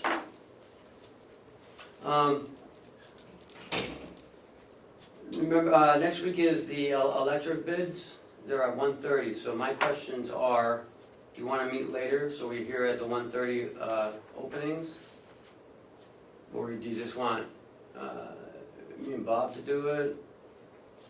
You're not awarding, you're just opening. No, you have to award it at the same time. It comes They get half electronically. an hour. Oh. You have an hour to We lock had in. 30 minutes or something like that to say yes or no. Oh, that's right, I forgot about that part. So how much money we talked about possibly saving? Lots. We spent about, More than 2,000? oh yeah, Then why don't we have a meeting next week at 1 o'clock? then we'll be here for the bid opening. If that, I mean, that type of money, we should be right here to move on it. it's just that we have other people coming in too that we'll have to reschedule. Well, then we Why can use all why that. don't we have our meeting, our regular meeting, and then we'll adjourn for lunch and then come Oh. back for this? Okay, I'm okay with that. Good.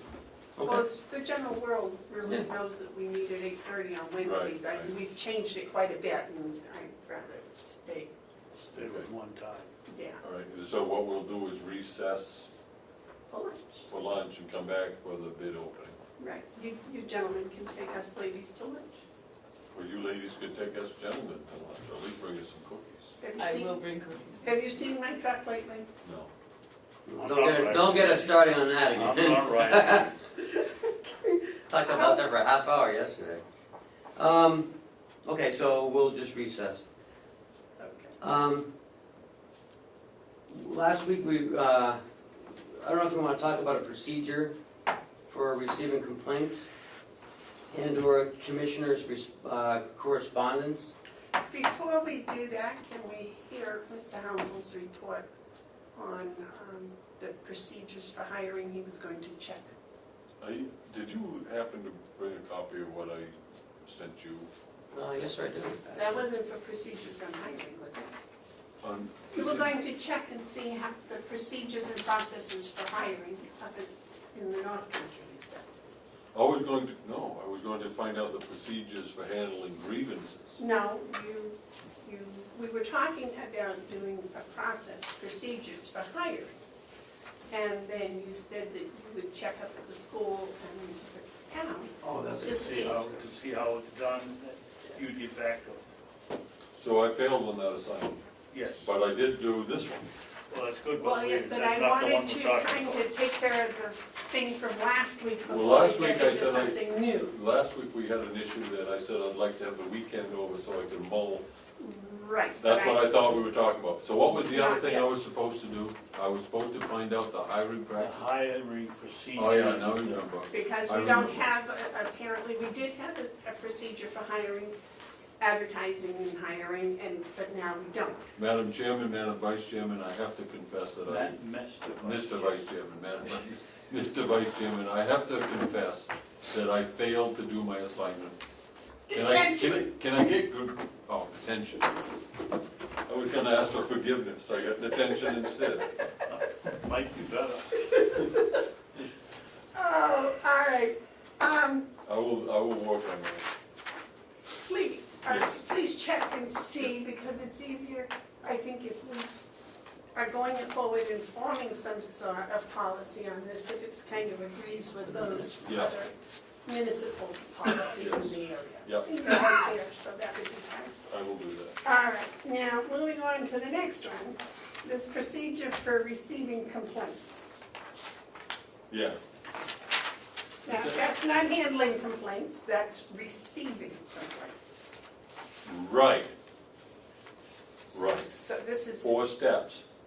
Last week we had a discussion about this and what is the best way to do that in order to comply with law and to protect people's rights and to also do it in a manner that is not embarrassing to anyone. So I sat out and sent to Ken a memo, and since I felt that this fell in the category that if we were to talk about this outside the meeting, which I sent it to Ken to share with you. So anyways, I don't know what you want me to do with it, but you've got it in front of you, and I know you have to know how to read, but I believe these 4 steps achieves what we are required to do under the law without putting ourselves in a dangerous position of misstepping that could result in a jury award if we were to misstep. yes. I appreciate Commissioner Hounsel sending this to us, but I think just for additional protection, that no decision was made, is that we ought to scan it and put it up on the webpage so that people, do you have a problem with that, Mike? No, I think this is what we should do. And then everybody knows what we sent, and Okay, what I would say on this particular document in front of it, that those 4 steps could be written in a procedural manner, not, Okay, well, if we're going to, we have a grievance procedure, do we not? no. yeah, We have a grievance procedure. procedure for union people. You do You not know, have a for- grievance procedure for everybody? No. No. Well, first of all, I But think these everybody should have the ability to be able to write a grievance. Well, they do, but my point is how we are obliged to follow certain dictates of law and procedures as we receive those. Anyone can grieve, but I don't know if they can, if there's no grievance procedure. everyone can grieve. Every person, whether you have a contract Yeah, through I a mean, union or you not. go to your, to your Board of Selectmen, supervisor, yeah, and then we go up the chain. up the chain. Yeah. But there is no policy, there's no, do the workers, do the employees know this? You'd have to talk to HR, I have no idea. Is she here too? Yeah. Want me to go get her? Yeah, because I think that's important. I would draw your attention to step 3. In your suggestion, Step 3, if you just read that, you will find that that would apply to anyone. you see, I'm not sure, first of all, that people know they can grieve, and secondly, if that procedure, what the procedure is, or if it's being followed, because we got a direct letter Right. instead of a grievance. No. Following the grievance procedure. Okay, then I think we're misusing the word grievance. A complaint, for the sake of this conversation, a complaint and a grievance are the same thing. What we received last week was a formal complaint. But it, There was a formal complaint, it says right on it. but it Formal had complaint. not followed the proper Yes, it did. procedure. No, it did. It went was to her good. her supervisor. Why, whatever you want to wear. We can't really get into the detail of that particular formal complaint in public session. No, but I'd like But I to can know. but I can tell you that that formal complaint was properly presented. The next step is what I am concerned about. Once we receive a formal complaint, how do we deal with it? Well, you see, what is the procedure for a complaint or grievance for both union and non-union? Well, the unions are outlined in their contracts, Okay. and it does specifically say how to do it, but we also, in our personnel policy, we have a complaint policy, which would be the procedure to follow. And it's laid out pretty specifically. It's a 2-page policy in And our what handbook. is the first step? That procedure, for the purpose of this procedure, working days are defined as administrative working days, Monday through Friday. Interdepartment hearing of facts, employees must present their complaint in writing to their supervisor for consideration in 7 days. And then it goes up onto administrative hearings. If the employee disagrees with the decision rendered by the supervisor, an employee may request a department level administrative hearing. From that, it goes up to the County Commissioners' appeal. So, So the This- county commissioners would be third. yes, and it was. Unless they're the this- supervising entity, Because Then they'd this, be the first and and only. they're the first and only. and this That's- was written prior to having a county administrator, so in the updated, when that happens, there should be probably another step before it gets to the commissioners to go to the county administrator, because we did not have a county administrator before. There should be an intermediary. Okay, Another now, step. do you One. get a copy of the first written statement that goes to the supervisor Yeah. as HR? Do you get a result of, Not always. all right, so then, when it goes to the department level, do you then get a copy of it? Not always. when it goes to the county administrator, then do you get a copy of it? Under this one, I would get it with, when it goes to the commissioners, I would have gotten it then, but now, I would hope that I would get it. So HR would not be involved until it got to the commissioner or administrator level? Unless requested by the employee to have a witness there or to have HR present. If the employee requested that, then I would be a part. But only upon employee request? Yes. Or if the administrator, if the supervisor requested that HR be there, then I would be there present also. So just upon somebody's request?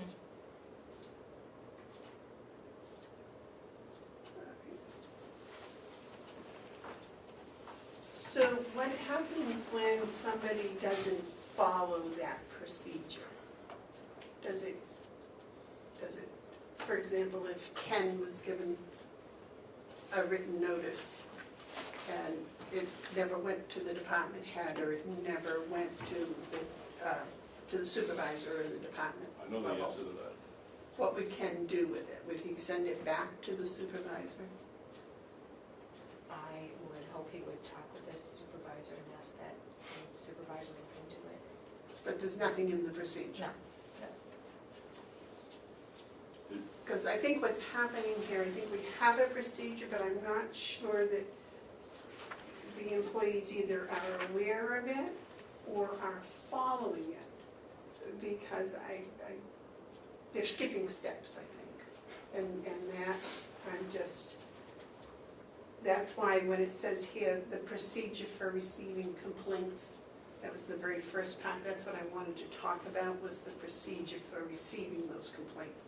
Not on how to handle them, but what the procedure should be for receiving them, and when someone skips a step, then what do we do? Yes. Depends on how bad they misstep. It could be such that this whole matter will become down to me and the Labor Relations Board, because we get them all the time where people have misstepped and it takes it to another level, and that other level is an adjudicated board, which you don't want to do. Costs money and no one's happy with the results. Very seldom are people happy with a result of a ruling from the PELRB. It's just the way it is. So it's better to have good procedures, and I understand we need to tighten some up now that we have an administrator, and that's good. But it's also the responsibility of the employee to understand these things, and hopefully they do.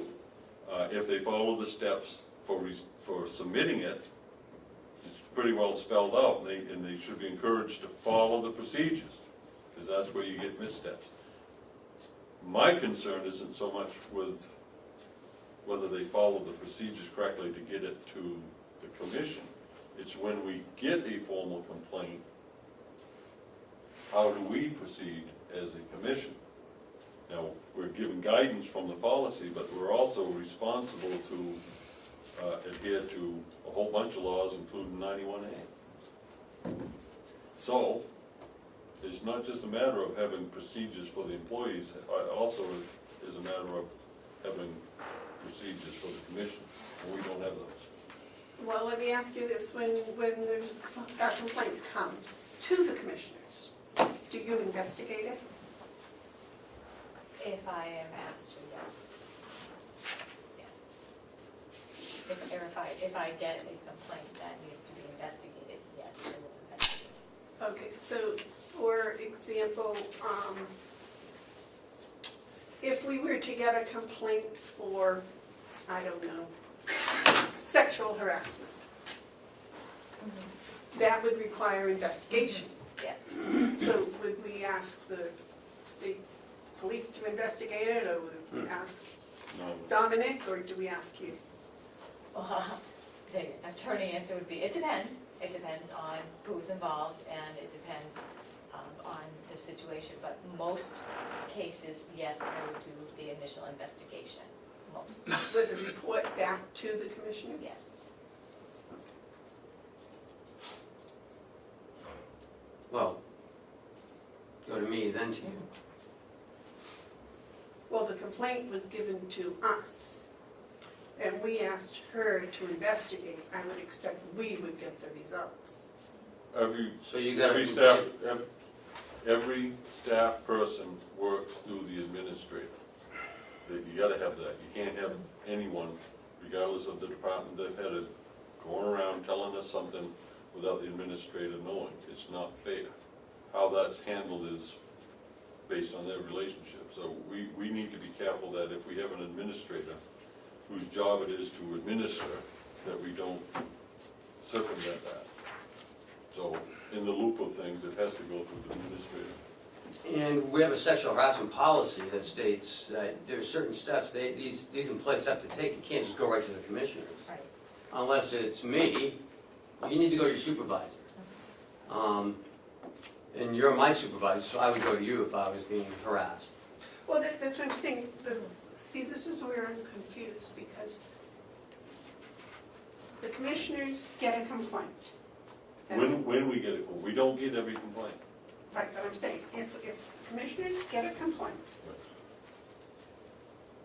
and we feel it needs to be investigated, and we ask HR to investigate it. Through him. We ask him to have HR investigate it. We don't circumvent him. And you don't go to HR, you would go to, give it to me, I'd go to department head, start there. We don't just go right to HR. Right. But I would bring one out with me if it's a sexual harassment complaint. Well, no, I'm just talking about in a complaint, but I mean, I just use Well, we that treat because complaints that's. differently. You know, if someone's just, griping and complaining and sends you a complaint, well, We gotta go our organizational yeah. chart. Right. We go to our organizational chart on this one. We don't circumvent and say, okay, HR is under the county administrator, but we're gonna bypass that. I don't know if you remember Oliver North or not, but that's what they did. They got all kinds of trouble. Well, that's because they bypassed. That's why I'm bringing authority. this up, because I think it's kind of loosely understood, and whether it's followed or not, and so I think it's important that it be understood, it be in writing, what goes on. Because I think if the commissioners get a complaint, we're obligated to find out if that complaint is accurate or not. Now, how we do that, I think, is what's important. Well, you start with the hearing. Well, I don't know if we should start with the hearing We have before to. we investigate. Oh, no, here's the legal process. After it goes through all this here and it comes to us, we have to hold a hearing. What if it doesn't go through all that? It has to, it can't come to the us? It board. can't come to us Can't unless come it's to the Ken. board. Ken can come to us because we're his supervisors. Everyone else has to go through the process Lynette just described. So, should it go through that process and it gets to us, then we are obliged to hold a hearing. But what if it doesn't go through that process? Then it's It disregarded. shouldn't get to us. If it didn't go through Disregarded. that process, then it can't get to us.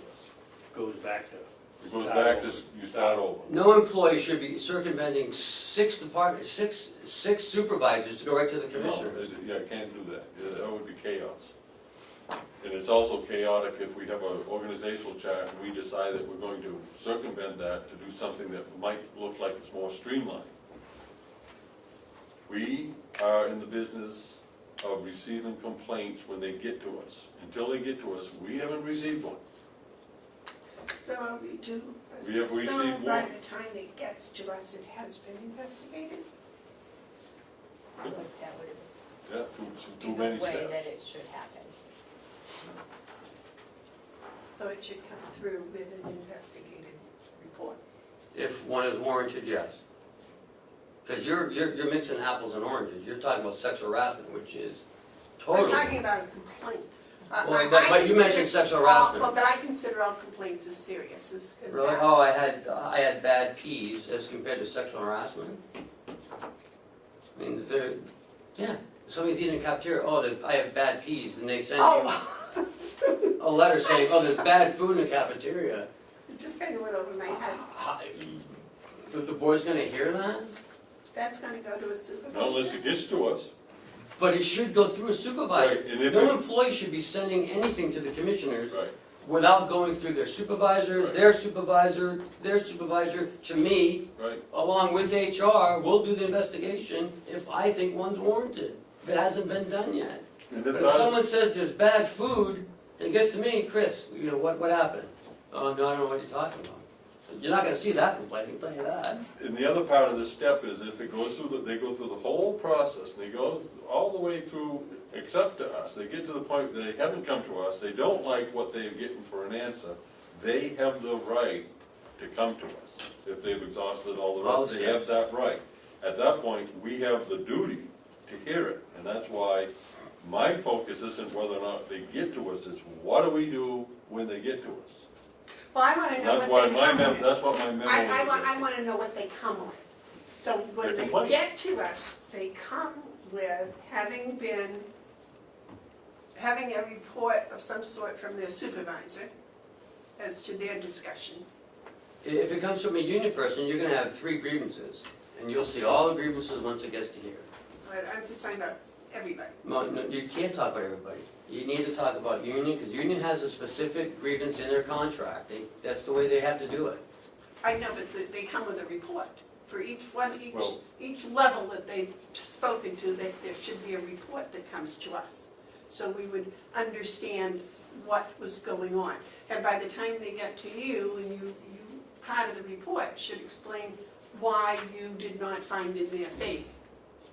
And then they can then say, okay, Ken didn't find in our favor, now we want to have a hearing before the commissioners, and they would have all of this evidence and these reports of how they followed the proper procedure. As it were to work out, the person who hasn't been satisfied through the process makes the decision to come to us.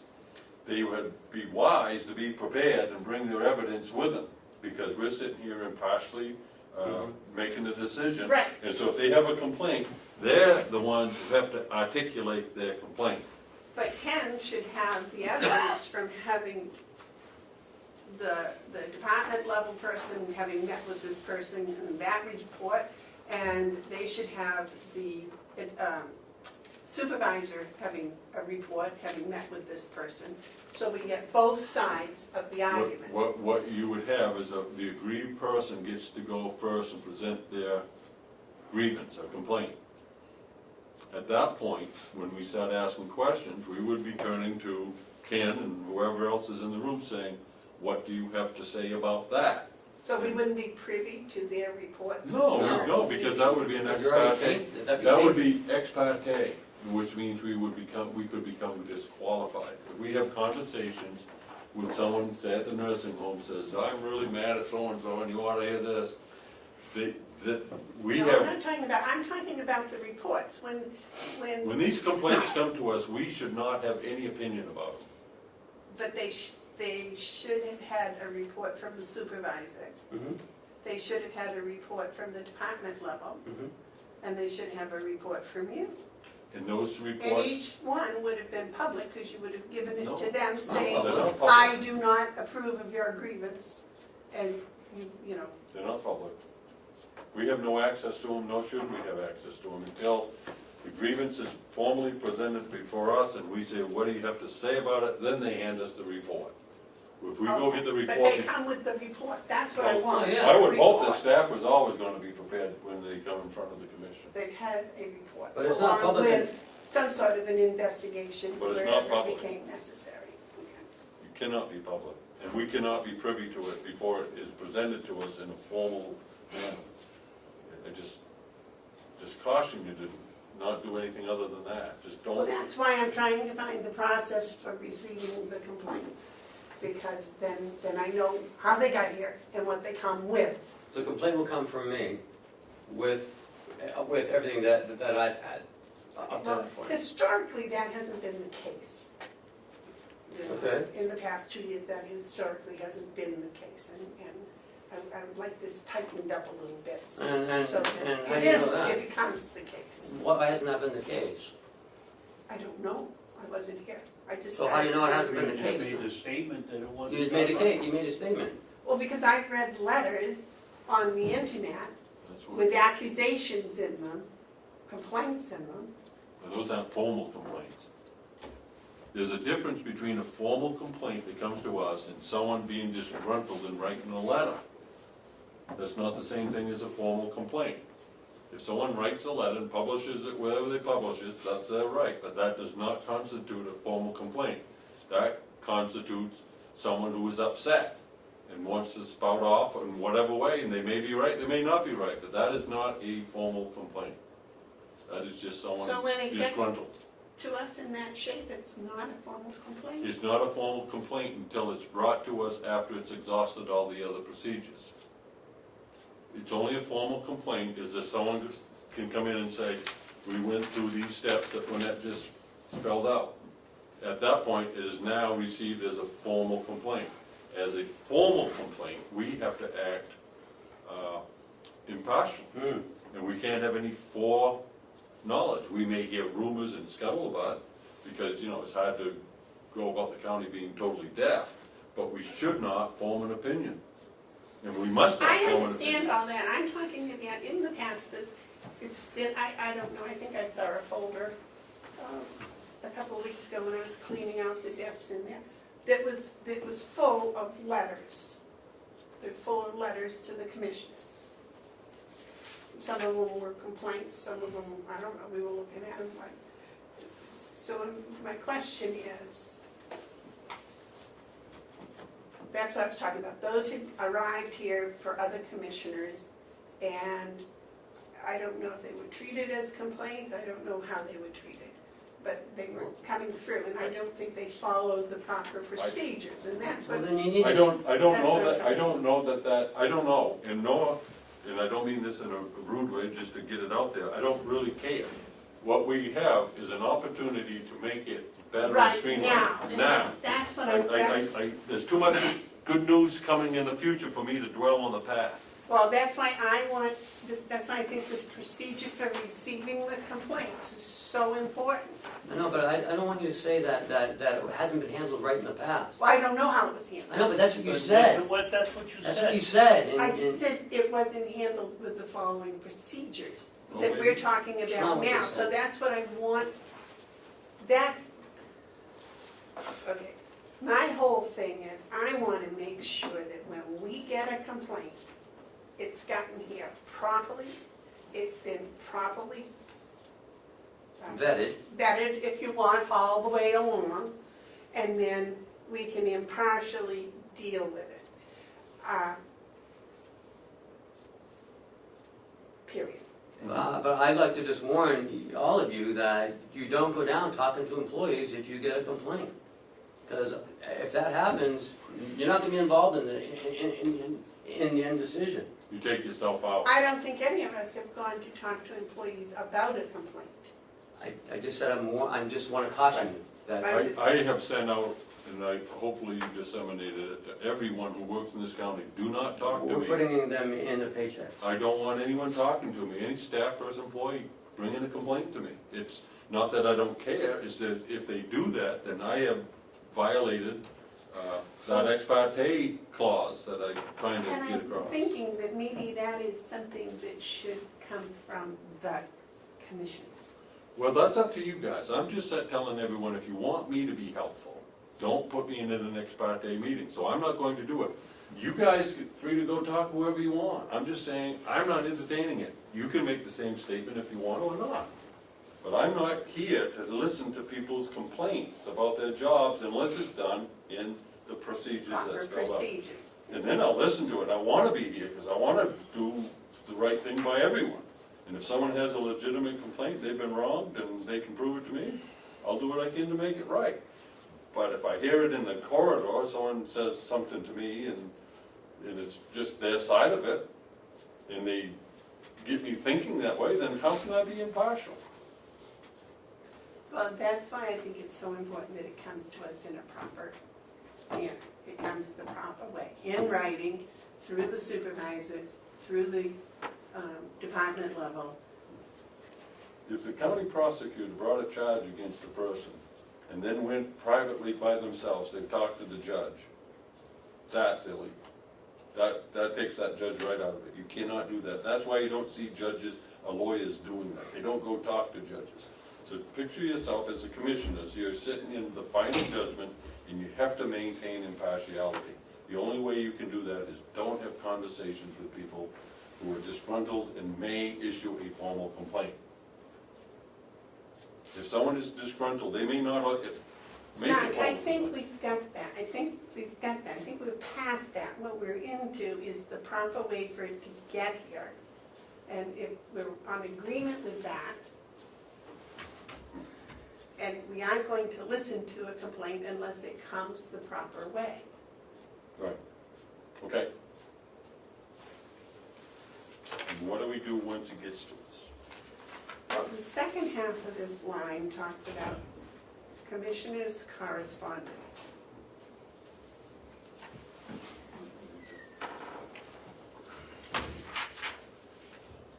It's the last line on the agenda here. Well, that's, I assume that's based on someone writing a letter and Yeah. corresponding to us, through a letter that's shared with the whole world. If they do that, then they've done that, but they have tainted their opportunity because they've gone different than the procedure. If someone writes a letter to commissioners complaining, they're not following the procedures that's in their either the contract or their personnel manual. So I think So they shouldn't do it. this sentence is saying the procedure for receiving commissioners' correspondence, the proper procedure.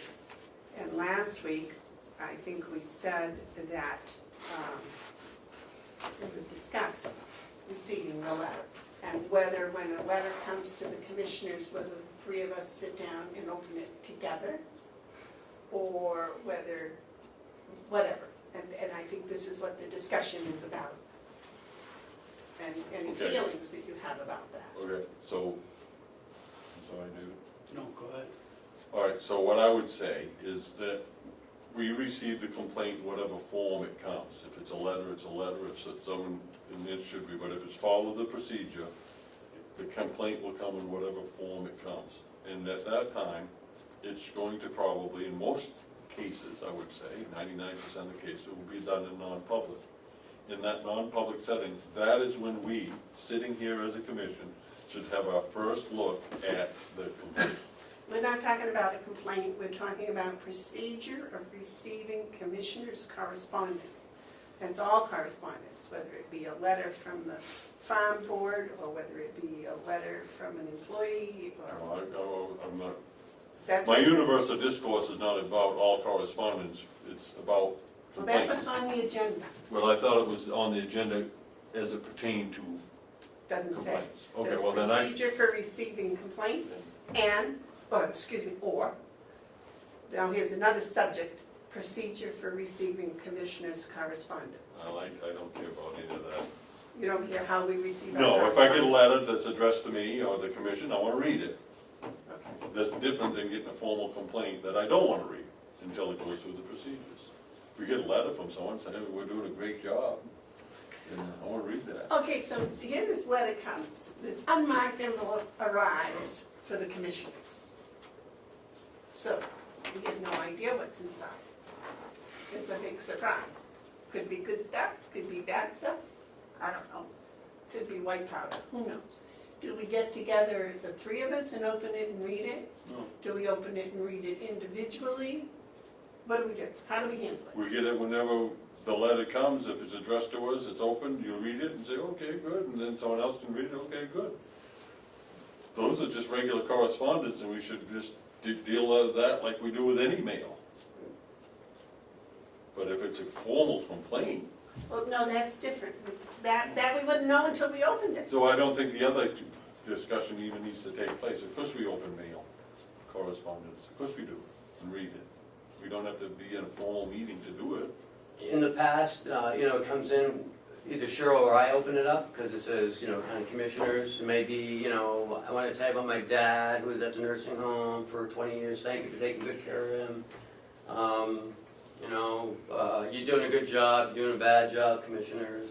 If I send a letter to the governor, which I have, Mhm. and I want him to read it, the standard is you mark, put on the front of the envelope, personal and confidential.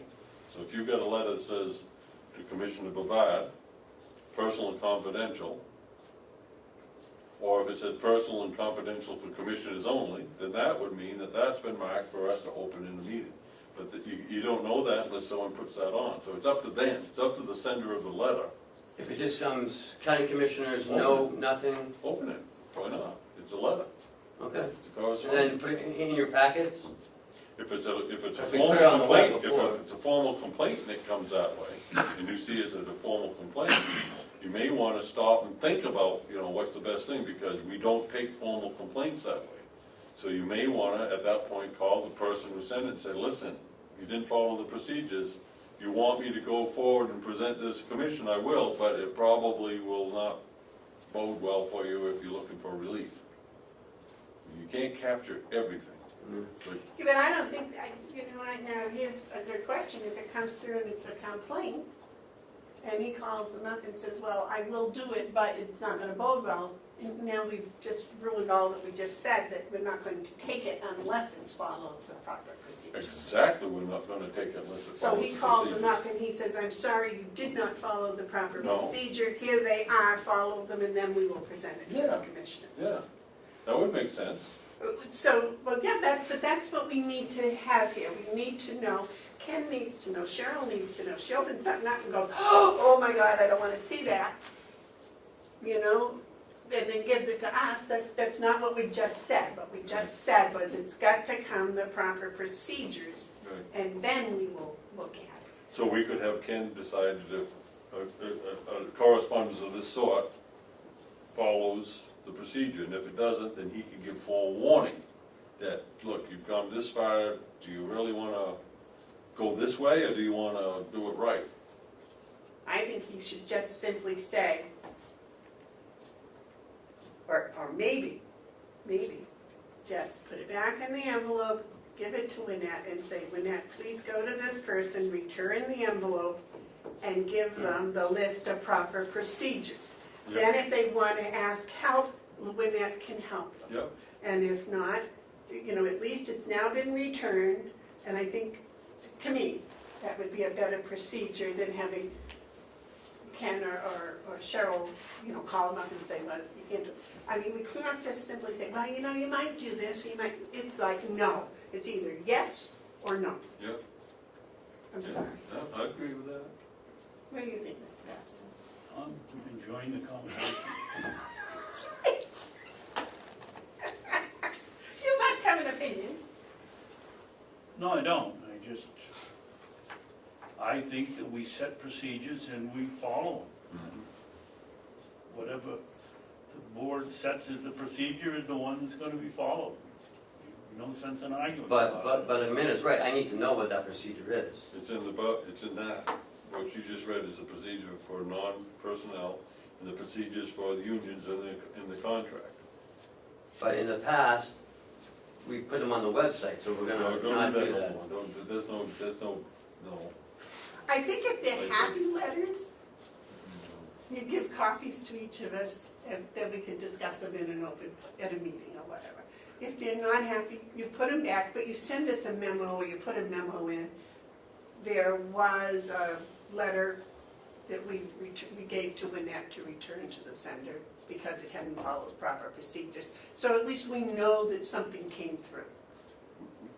We also need to put safeguards in for those people who write letters in the heat of the moment, which I have been guilty of. I've got a policy now that when I write a letter, it's 24 hours before I send it. You really? Yeah, self-imposed Good for you. policy. I have written some wonderful letters that have never been shared, but, in the heat of the moment, people are apt to do stuff like this. And that send button is so fast. Right, it's just, so anyways, in this day of electronic and social media, I don't think we should fast track anyone's heat of the moment letters by putting them on the webpage. I don't think that's fair or gentle.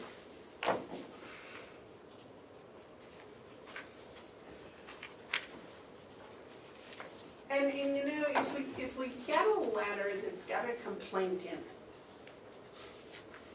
by giving it to Annette to return to the sender and saying,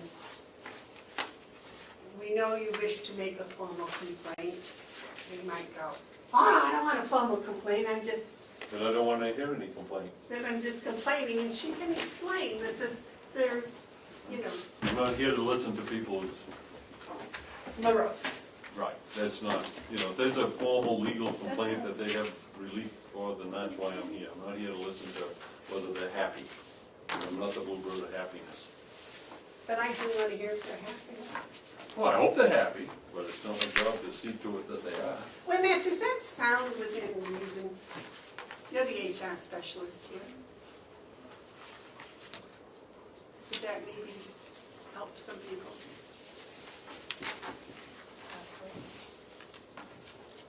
Okay. All right, then I presume, it's not on here, but I would expect under Commissioner updates, you have a procedure for handling complaints once they actually get to us. I would, and it's in front of me, and if I might.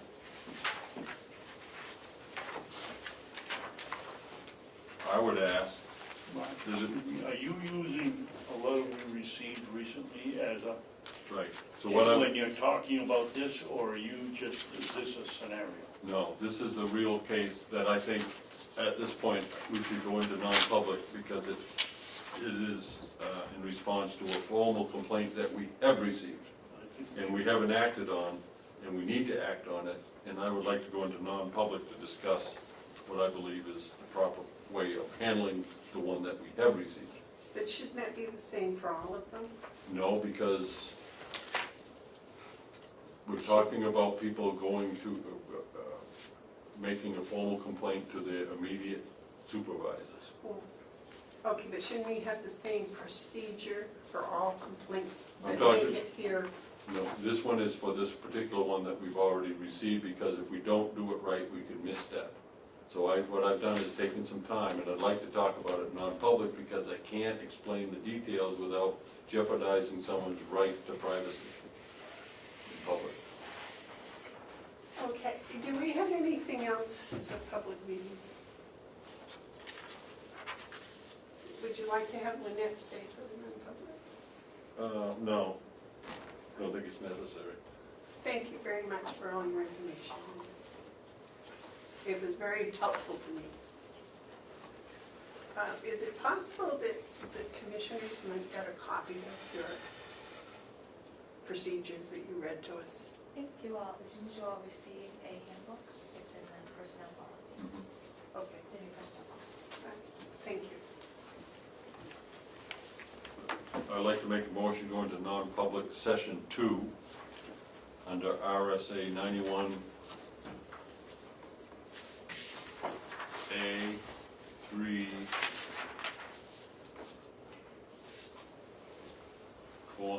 A:3, comma, Roman numeral 2, small c. Is that the right one? See, C, which is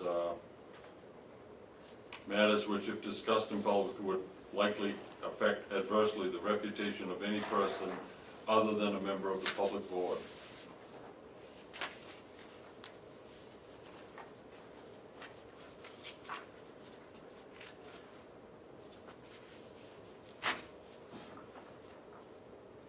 Seconded.